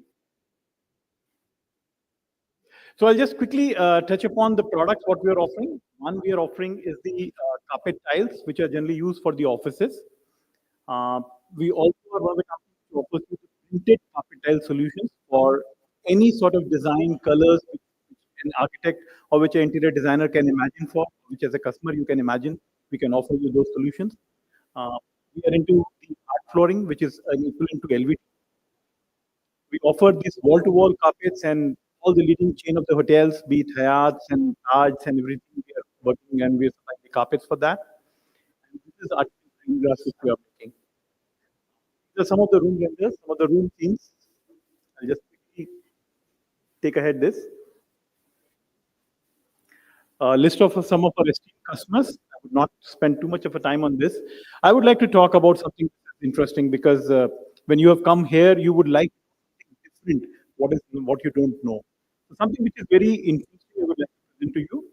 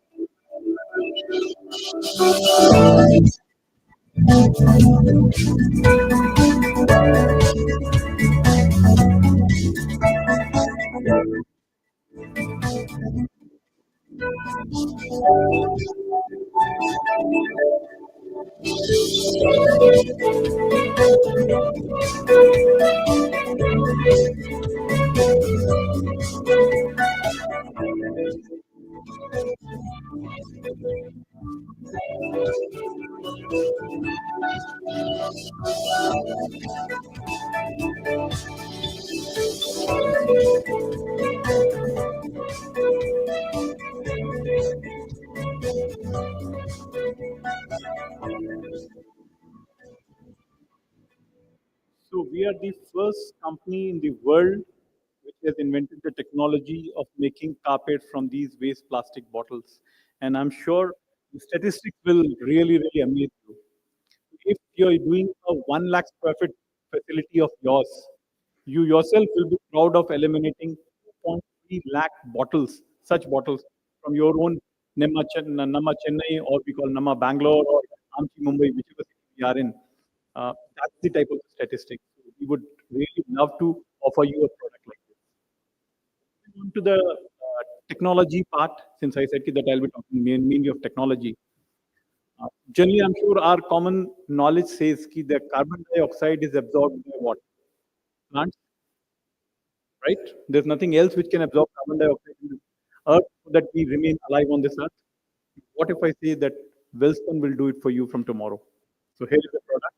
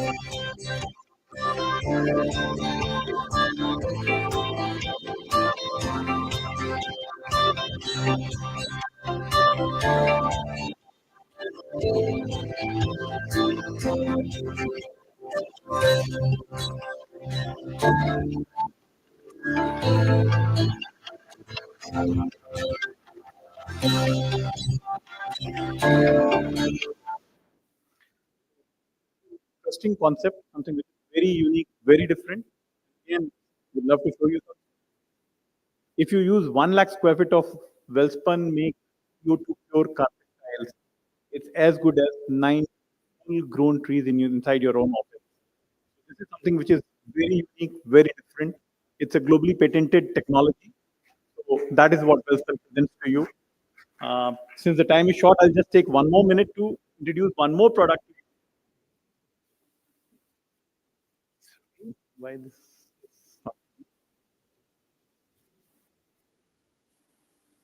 Can you go to the last slide? Anyway, I think whether it comes or not, I'll like to introduce one very, very unique thing. So, gentlemen, we are doing the Google's largest office outside the US. The Google's largest office outside US is coming up in Bangalore. So you might have heard about it. And we are doing the carpet for that. Now, the carpet is not the important part. The important part is a new innovation which we have brought to that particular project. So I am sure many of you are very much concerned about the accessibility part of your differently challenged employees. Right?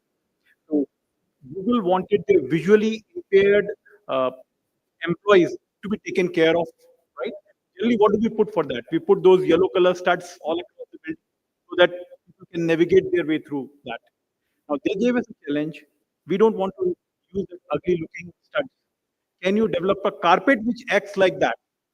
And believe me, we worked for almost 1 year and we came out with a carpet which acts like a completely, we call it a tactile carpet type, which acts for the navigation of the uh, differently challenged people or the visually impaired people. And through the carpet, employees are able to make their complete navigation in a 10 lakh square foot facility. They are able to do. So that's something which we bring as a new concept to the carpet. And I'm sure this is again world's first such concept which has been brought to you by Welspun. So I would really love to talk to you. We have put up a small booth outside. And I would love to showcase and love to talk about it. Thank you very much. Thank you for your patient listening.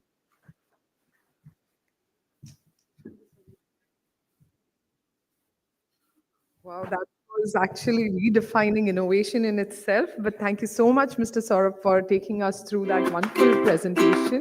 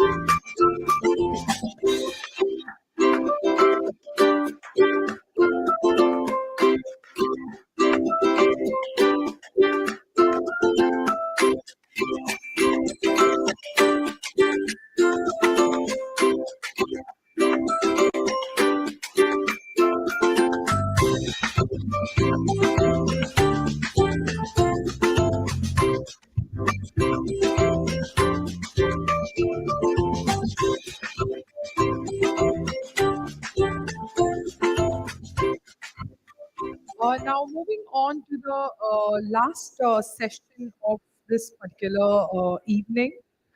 This panel discussion is titled as the cost effective excellence. So many times ROI, budgets, time overruns are such big challenges within the projects and the workspace industry, the design and construction of it. So, redefining workplace design with budgets and timelines is the topic that we have our next panel members delve on. And to discuss this, we have on stage, I would love to invite on stage Mr. Devi Prasad, who is the city head for Cushman and Wakefield. He'll be moderating the panel. And joining him is Mr. Thirumaran, who is the chief architect for architecture design and, heads the architecture and design division at L&T Construction. We also have with them Mr. Ajay Gupta, who is the co-founder of Studio Masons. And finally, joining them is Mr. Amit Shah, who is the regional ops head for occupier projects at CBRE India. They are the final panel for this. And ladies and gentlemen, thank you so much for your patience. And the crowd here in the hall, like, literally tells me how interesting the panels have been going. And the final panel here, over to you, Mr. Dev Prasad. Thanks, Rashmi. Good evening, all. I know it's 8:45, and I will not take more than 30 minutes. It's time for dinner. We understand that. So it will be short and crisp. And if you have questions, we can discuss during the dinner time. Hope it is fine. So this is the topic face on a day-to-day basis. Actually, from a in a real estate background or a project management background or a design or a contractor, anyone take we discuss this topic day to day with every client, whether it's a big client, small client, we discuss on this. Uh, this is only field I would say where the client is asking to complete a task quickly, neatly, with quality, in a cheap way. I don't think in any other services we go ask this way. We don't go to a doctor. Can you do the operation in 30 minutes of time? Within 15 minutes of time in a cheap way. But in the only in the construction sector, we ask, can you do this project or a construction in the office within 35 days or 30 days? And there are some places I have only 20 days of time. They have, though they have a business reasons for it, they are not able to understand what is the back and forth it is. What are the technology systems required to do that? So I'll put forth the question, first question to Mr. Thirumaran. So I know L&T is a large firm and you are dealing with uh, very large clients as well. So what are key challenges you face in terms of the design front and costing?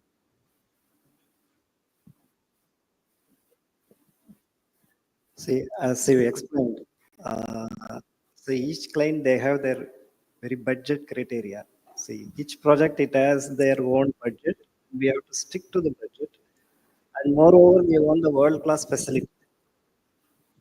So we used to follow certain design principles with the design as well as the meeting the budget of the client. See, the design should be in such a way, it should not overshoot the budget and it should not compromise design quality. There are some parameters we normally use.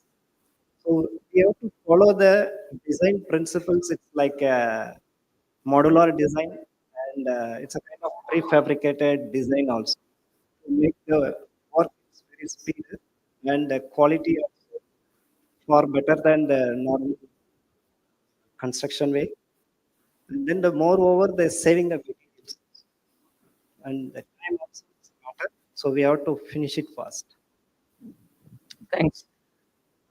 So Ajay, so you're an entrepreneur now, so you have been on the other side of the table also. So who you, as an architect plus as a contractor, there are certain times you need to give a beautiful designs. Whether at the same time the client will have budget constraints. How are you able to manage this, your aesthetic view as well as the on the budget front? Yeah, I think there are a few things which should clarify before. The word like sustainable, you know, these are just jargon. Actually, fundamental. I'm not used to jargon, so I don't take it wrong. But I think the idea is to understand the project need. And the problem is starting at the conception of a project brief. What is a project brief? Majority is a mathematical. I need 200 seats.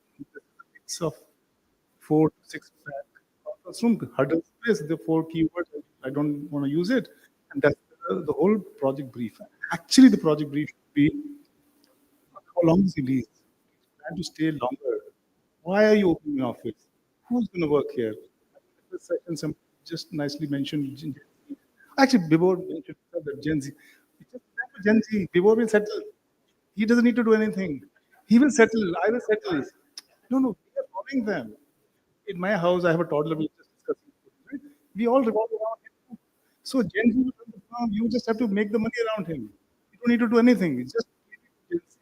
So I think that question that they were asked in the project brief, if those can be asked, then the aesthetics of the project can be actually framed to that, rather than an architect desire to make a great space. It's not my desire. I am a problem solver. I need to know the problem. What we usually fail is not understand the problem. You only need a brief. So if you know the problem, you will solve it rightly with the right amount of money and time. That's Thanks, Ajay. So, your take, my friendly competitor. No, but rightly what you mentioned, I think the problem statement sometimes is not there on the table. It's a derivative. Somebody says we have to meet these numbers 5 years and then we have to do this. So I kind of agree to a large extent to what you said, that if we want to be building spaces for tomorrow, then we really need to think what we want to do, how we want to see ourselves tomorrow in these spaces. Are we okay with concrete walls and just some color here are the questions which should be part of the initial discussions. And I think we've been fortunate to have such discussions with a handful of clients and some of them here. So that way, yes, we are a North Star. We are telling them that see, we did this for them. That is a sort of rolling the ball in the right direction. I won't be as dark as what he is, but then yes, but positive. These discussions are what we as agents should bring it up. I feel that we would definitely, have a forward-looking space rather than meeting just. But wait, it's not a conclusion. Just started. It's not a conclusion. We just but started. I sort of agree to his. I sort of agree to his approach towards how it should be. But so you're doing a lot of projects, large projects, even small projects, 10,000 to 10 lakh square feet you are doing. So is it possible for you to educate the client on this? You know, keep the budget as it is. If you have sustainable product, this product will last 10 years down the line. Do you think, or have you undergone a situation that the client has accepted your views and accepted for the budget, what has been agreed more than that? There has been a difficult dialogue most of the time when it comes to the cost, because a lot of them don't have that kind of luxury also, because they are having their own constraints in running the facility. We understand that, but then like you mentioned, it's not taken as too much of an effort, because our clients are also have been evolving. Even the ones who are building a small space today, eventually will also build a larger space, and it's writing on the wall. Everything is coming with a expiry date. So we really don't have to today. After the last 5 years of my personal experience, I'm saying we didn't have to hard sell that this is more sustainable or so, because the writing is there already on the wall. Today you spend something, there is a replacement cost that is involved. It's when we get into mathematics of the life cycle cost, and it's quite easy to convince, I would say, but only to those who have the intent. If they really want to build something for tomorrow, they have that thought process. It has been fairly clear. And those who are a clean slate and who do not, that's where the knowledge from all around the table comes to convince them about it has to be a sustainable solution. Um, fit. So it has been a difficult journey in initial part of my personal experience, but then the last 5 years has not been as difficult as what. Please, please. No, I think you said to educate the client. When we educate the client, I think that's very interesting. First of all, A lot of clients are very educated already. They know the brief. It's not shared. I play both sides as a designer and a contractor. And we are in silos, and there's a trust issue, right? Contractor is the least trustworthy person in the whole table, right? Can't tell him numbers. If you tell him budget, he'll burn the money. So I think if the trust can be built with all the stakeholders, and understand that actually in a more transparent way. I mean, the owners, the PMC, the architect, the contractor, they can all be share the same information openly. If you trust those four parties, and you already have those four parties on board, the product will be cheaper and better. But usually, what happens is the number cannot be shared, and I'll burn the money anyhow because you'll give me 10 crores, I'll burn 10 crores. You don't need.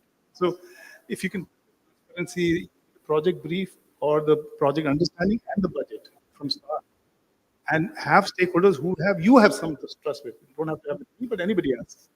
You will actually get a cheaper and a better product. I think that's the success I've faced in my experience, where some owners of firms, chairman of the firm, which is a relationship, they I will not take more than you deserve. Let's say that, right?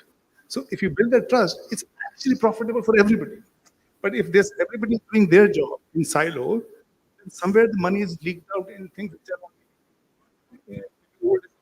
it may be a procurement strategy, whatever that may be, it happens. But if the whole transparency can be built with all stakeholders, I think there's a way to make the project cheaper, faster, better. And I have 50%. I'm not saying, but 50%. I think we have a right to that. Yeah, maybe slightly differently because uh, we in India there are customers for iPhones, there are customers for Samsung phones, there are customers for Chinese phones also. Uh, the profitability wise, iPhones make a large profit, but the volume wise, it's the Korean as well as the Chinese made. So, and this is the market in India. I think maximum market in Asia, and in Asia it is India. So, uh, according to clients, which my personal philosophy, we segregate it. This client wants an iPhone, we give the iPhone. This client wants an Chinese made phone, I can't push for the iPhone. There's no use. It's a loss-loss situation, right? So I have But to be very frank, tell a man that you are a cheap guy, you don't want iPhone. Right? You can feel that yourself and twist your words to tell him your budget should be this. You can't tell him that you go for a Korean product, man. You don't deserve an iPhone. Correct. So everybody no, no, deserves that. no. That's correct. The fact is that actually the Korean phones are much better than iPhones. Even technology wise, uh, marketing strategy of Apple, which is costly and profitable to Apple, but in like DeepSeek, the technology is still there in Korean as well as in Chinese made phones. That's again my own No, personal no. belief. I think like one of my clients. Sorry, okay. One of my clients was very smart, young. They were 700 crore turnover, now 14,000 crore turnover after multiple acquisition. Young four founders. They said, "I'm going to spend this much money. Ajay, what can you do for me? I need 1,400 seats because I'm good. I need a A-grade building because I am funded. I have funds coming in. Funds, you need to have a A-grade leased building, otherwise the fund will not come in." So his parameter was so clear that we, in 94 days, built 1.15 lakh square feet with design. Not because we are fast, because the decisions are fast. So I think if the stakeholders, all of us are on the page and say, this is what I want, but and I'm going to stay here for 5 years. That's my horizon, but I may go in the market, new business. I don't know. My horizon is 5 years. This is what I want. The brief, not only numbers, it actually helped us do this much faster. That's what I'm trying to say. That clarity and that clarity to share also. It's you're sharing that information. Sometimes clarity is only to yourself. You are not sure that you want to share. Uh, so that has helped few of our projects where we uh, I mean, you said no, 30 days, 25 days. People ask you. I'm sure there's a big bunch of well span. Carpet cannot send in 30 days. Difficult for them. I'm not saying it's send on the project. 30 days carpet is difficult. So get construction. To procure carpet from India's A-grade vendor will be difficult to source 30 days. But you asking, all of our clients are asking to do it because the rent free goes away 30 days. to be the new office the day they rent. That's the whole idea. So there's a Yeah, so that's the construction what we are doing in 30 days is whether it's going to last for the least period of 3 years or 5 years. What's the net operational amount they are going to spend on that? That's more important. Most clients are not calculating on that. They're looking for the first lease period of 2 months or 3 months. That's where actually they're making a mistake. They're not seeing the total lease period of 3 years or 5 years down the line. I think the initial discussions which we've had with some of the clients, um, most of them they're very aspirational, but at a certain point in time, they may not have the money to spend on that day. So to understand that and to give the solution to them that it's okay to be spending your money more on a certain item is going to go the long way. The discussions which have yielded better results. Even today, the clients are using some of the items which they have already purchased, despite them moving to the locations. So that's something that they have invested well. And they do remember saying that yes, that's somebody has advised them well. That's the role I think we should play. And I'm calling on the discussions that you've had. We've had that with some of them who, despite working in large corporations, they treat it like it's their money. And coming from a city which values sustainability in very different spheres. We know how much each drop of water is expensive. We've stood in queues, fill our buckets and so on. So you could draw analogies and connect with the client depending on where you are, and that will bring out the value more than just approaching it with ask and answer kind of question. So the initial discussions I feel are crucial to understand your customer and the intent, and then maybe the solutions could be better. to add to what Sir said, modular. He was talking from a time perspective to build modular, but I think there's also value in modular to assume that what can I carry when I leave the space. See, if I invest in something high end product, can I use if I even leave that space and move out to bigger space as I grow, I anticipate to grow, right? So if there's something modular in furniture, especially furniture, chairs, all that modular, you know that you can carry this for next 10 years. Even the warranties are 10, 15 years today for those products. Why would I not use that beyond 5 years of my lease here?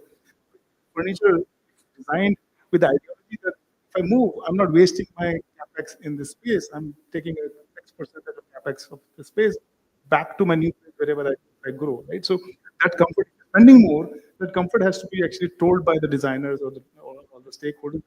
You're not wasting your money. You're going to take this money with you and use it forward. I think that clarity to the client, they don't think like that. I think if that we can educate, that's the best thing. They'll get a A-grade product, a very good product, and they know that 60-50% of the product is going to be with them for 10, 15 years as we move forward to another bigger space, as we grow. They also know if they want to grow, so they can't. So I think less you build, rather assemble. I think you can do that more. It's good for all of us. And that education, I think, to the client is very important. Yeah, thanks, Ajay. Mr. Thirumaran, so on the design front, whether the sustainability, the word sustainability, whether that is having an impact on the cost, whether we able to do the design in a sustainable way, using sustainable products, whether it can be done in a cost-effective way. Yeah, definitely. It's a very good question. See, each time the client wants it's a kind of Indian Green Building Council, the platinum rating or gold rating. They don't want green building certification. Each plays a own cost, but we have to educate them in such a way, as you said. So if you go for the rating, what the amount of energy you are saving, energy cost you are saving, so that will give the return back period whatever you have spent. That's the first thing. And most important point, it's a sustainability. It is not a matter of only the points you are getting for any green building rating system. As an individual or as a society, how you are contributing to the our own ecosystem without any damage. What the design you design as a contractor or the builder, you build the spaces. So that has to be taken care. In terms of sustainability, uh, whether we are using biophilic architectures elements within the office spaces, have you done any calculations based on whether having the biophilia inside an office space, inside a commercial space, whether it's giving a cost benefit to the client in terms of business, in terms of investments, whatever they're being, or in terms of employee benefits, or in terms of employee health benefits? I think there are two aspects which I faced in that. One is purely by biophilia, the space creates a wellness environment. We talk about well rating and all that, but I think the psychology of the space becomes a little more leisure, little more relaxed, little more warm space. So the anybody who's working in that space. Secondly, I think there are a lot of plants which I am not an expert in, but which actually improves the air quality just because you've planted the plant. It's a maintenance issue. Third, this is one of my biggest clients. He said, I want every table to have a plant. This is very interesting what he told me. I want every table to have a plant because I want my employee to that space. So he or she is responsible to water the plant in the morning.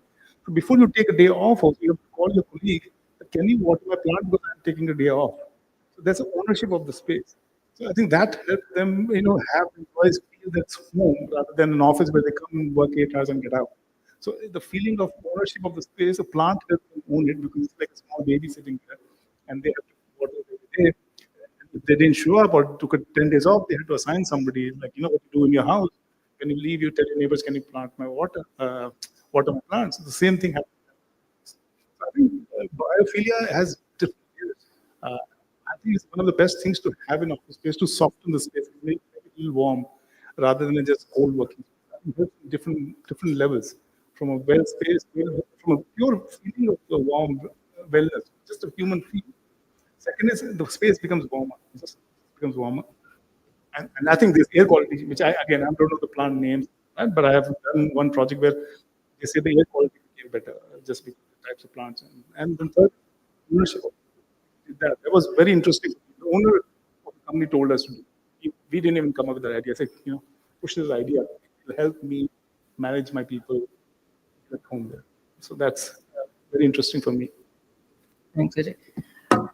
Amit, in terms of capturing the design, then doing the completion of procurement, the construction, the, how we are able to, in a very fast way, capture the design and the procurement, in a short span, then do the construction completion. Is there any strategies you are adopting? Maybe a secret to its benefit for all. Uh, I'd like to answer this question not directly for obvious reasons, but then see, strategies are always customized to the solution that we have agreed with the designer and with the client. But then when we always are running behind timelines and we are always 2 weeks behind, 4 weeks behind, we always find ourselves that something needs to be expedited. So what I feel is that the sustainability aspect that we have spoken about in so many years, but then there are supply partners, there are firms who truly believe in that and have reacted or responded in a very positive way in terms of minimizing the sourcing timelines, having alternative ways and means in which these products can be made available in a faster way, which are equally good or the same product, which we were completely relying on something which was high seas and sales for 14 and 16 weeks and so on. So it's a large process that over many years that we've realized what are the ways in which things can be sourced. So we do have such discussions with the client on possible means which we can source this, which will sort of follow the timelines that they have and have some contingency measures. Large part of this credit must go to the supplier partners who reacted positively, who believe that yes, certain things can be done locally. It takes a lot of effort to have it done uh, in a new market or in a very stormy market compared to what is already available, ready, just forget kind of equation. So these combinations is what have worked. There is no one size fits all hat wherein okay you go to that place and he will give you the same product in 4 weeks, whereas something else takes 12 weeks is could be a perception. I would say maybe it has worked in one or two, but then these hybrid combinations have been more successful in us sourcing things for the client or enabling this meeting these kind of difficult deadlines. I would say. Um, there is a secondary intangible aspect to it. Sometimes the client also, when he or she sees the process of what we are doing, they may be willing to invest more time in something long-term and sustainable, like what Mr. Maran said, that it has to be truly modular. And like what all of us are discussing, that it will have a longer shelf life than your lease period you have or lock-in period.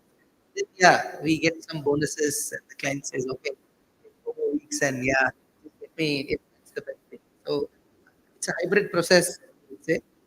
It's worked well so Yeah, far. in the same line, whether you can able to capture all the design elements with short span of time, because that has a direct impact on the timeline as well as on the costing as well.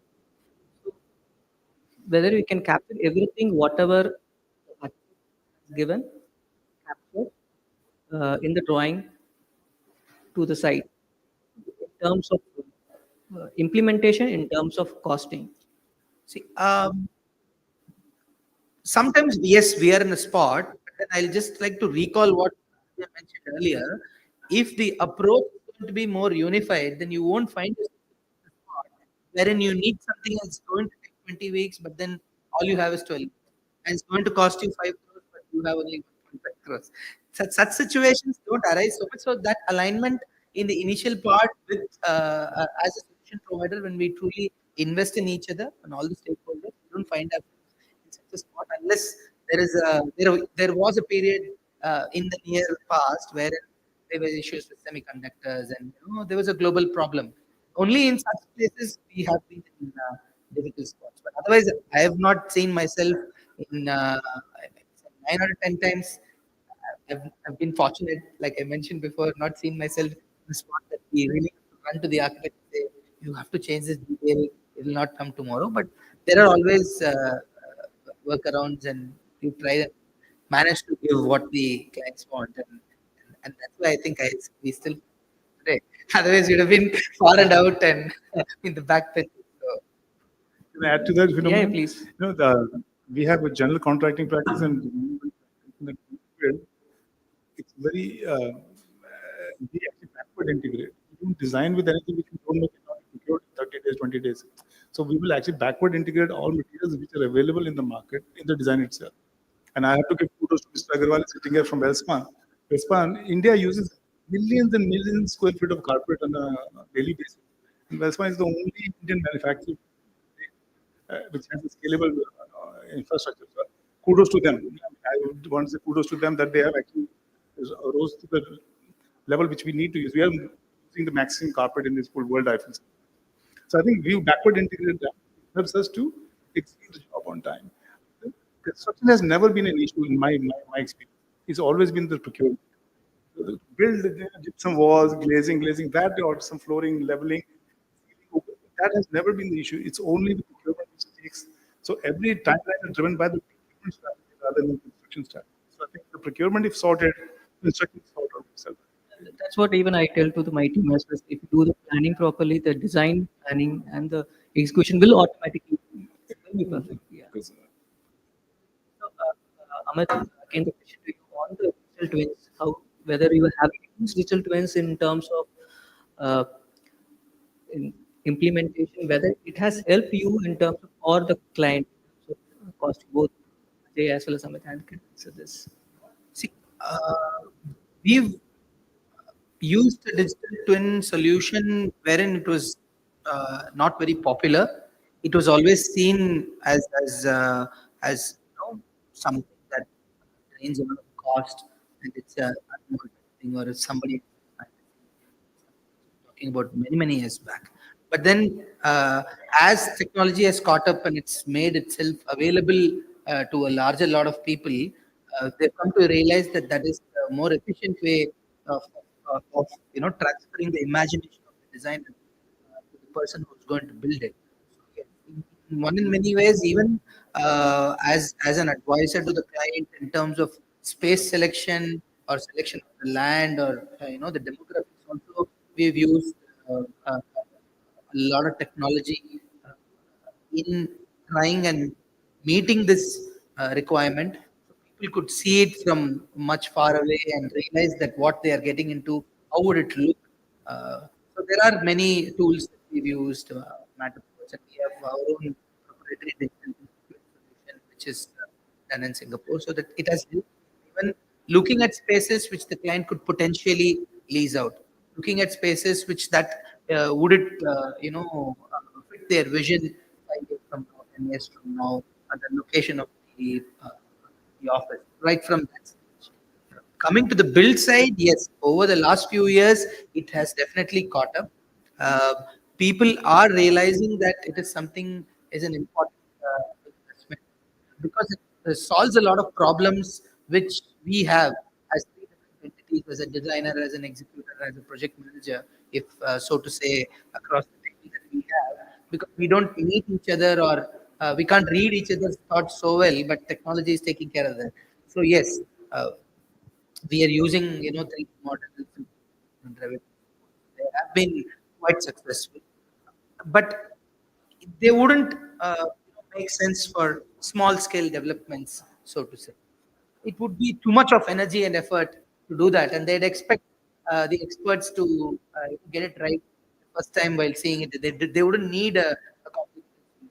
So again, the solutioning part is something that we as advisors, yes, to answer your question, it has helped a great deal in what we are doing currently. Over the years, it has improved itself as a good solution to have in all the projects. If I can add to that, I think the BIM again is a buzzword again. I think BIM, digital team, all these jargons, so to say. The purpose, if you define what you want to extract out of that, I think that should be the first step. A lot of clients do not know what they're going to get out of it. So their enthusiasm to, as an architect, to use it is less. So I think they should be told or they should be educated that this is what you get from this tool. If that end product is known, then BIM is the greatest tool to have because you know what you're getting out of it. Because as an architect, sometimes we only render the corner I like. This view is the nicest view, or this is the nicest view. But if you have a full Revit model, the client has the luxury to walk through the space. And a lot of clients actually can't visualize beyond what you show them as a picture. So they have a shock value later when you build something. It's like, I never saw this. I don't know what the hell you did. So the digital twin or a Revit model can let you walk Correct, through but that. my question is whether that is helping you on the cost savings. To be very frank, I have used it for 30 years now. I have never extracted quantities. I think one of my friends is sitting there. We'll talk to him later. He's better equipped to do that. I will not take his name, maybe. I'm sitting there, my great friend. He is much better than me. He'll tell you that. But I have not been able to extract quantities out of it. I have only been able to do conflict and the visual. Quantity extraction has never been a success. Answer to this question. Yes, quickly. Yeah, Short of time. definitely. So the Revit we are using for the quantity taking off. In fact, any tender job, we try to create our own model to extract quickly. So that will help us the saving the time. So the accuracy level almost 95% in the tender stage itself. So definitely it's a good tool. How you use it? So the architect say this. No, as a project manager, I would also second that view because see, time saved is saved. What you resolve, you are able to do it with no repetitions, getting it right the first time, as what we see. Great. So that is something has definitely added a lot of value. It's not given any heartburns to the client. When if you don't get a pat on the back, it's fine, but at least you don't get shot. I definitely feel that yes, there is a large amount of cost savings that we do. Many could be intangible, but then at the end of the day, when you finish the project, definitely you can see a difference between who has used the tool and who has not.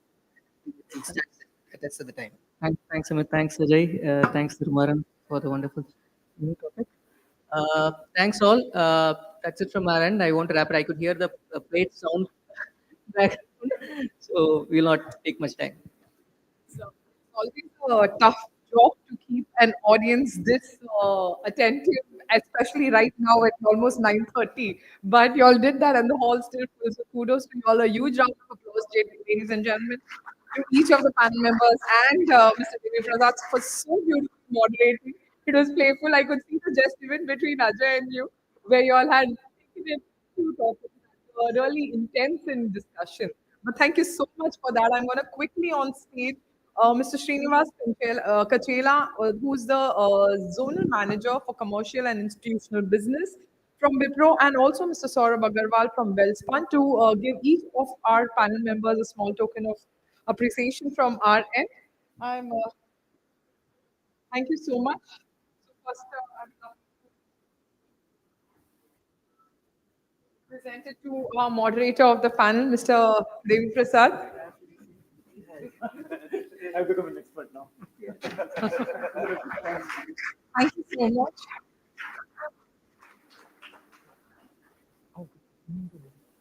We next have Mr. Thirumaran from L&T.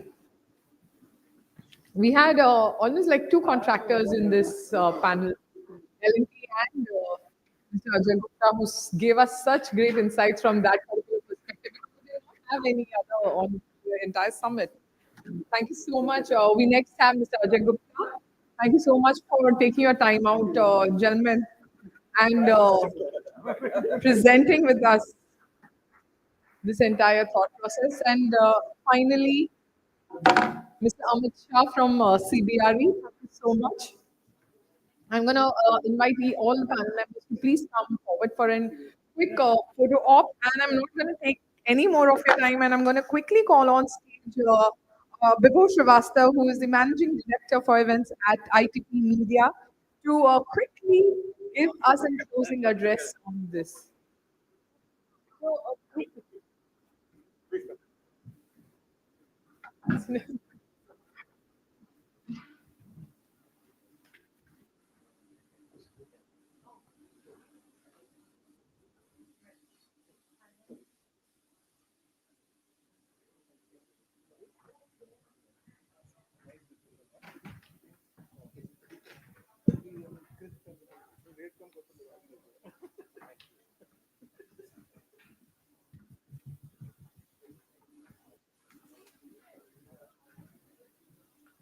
I won't hold you, but I feel a lot of gratitude at this moment.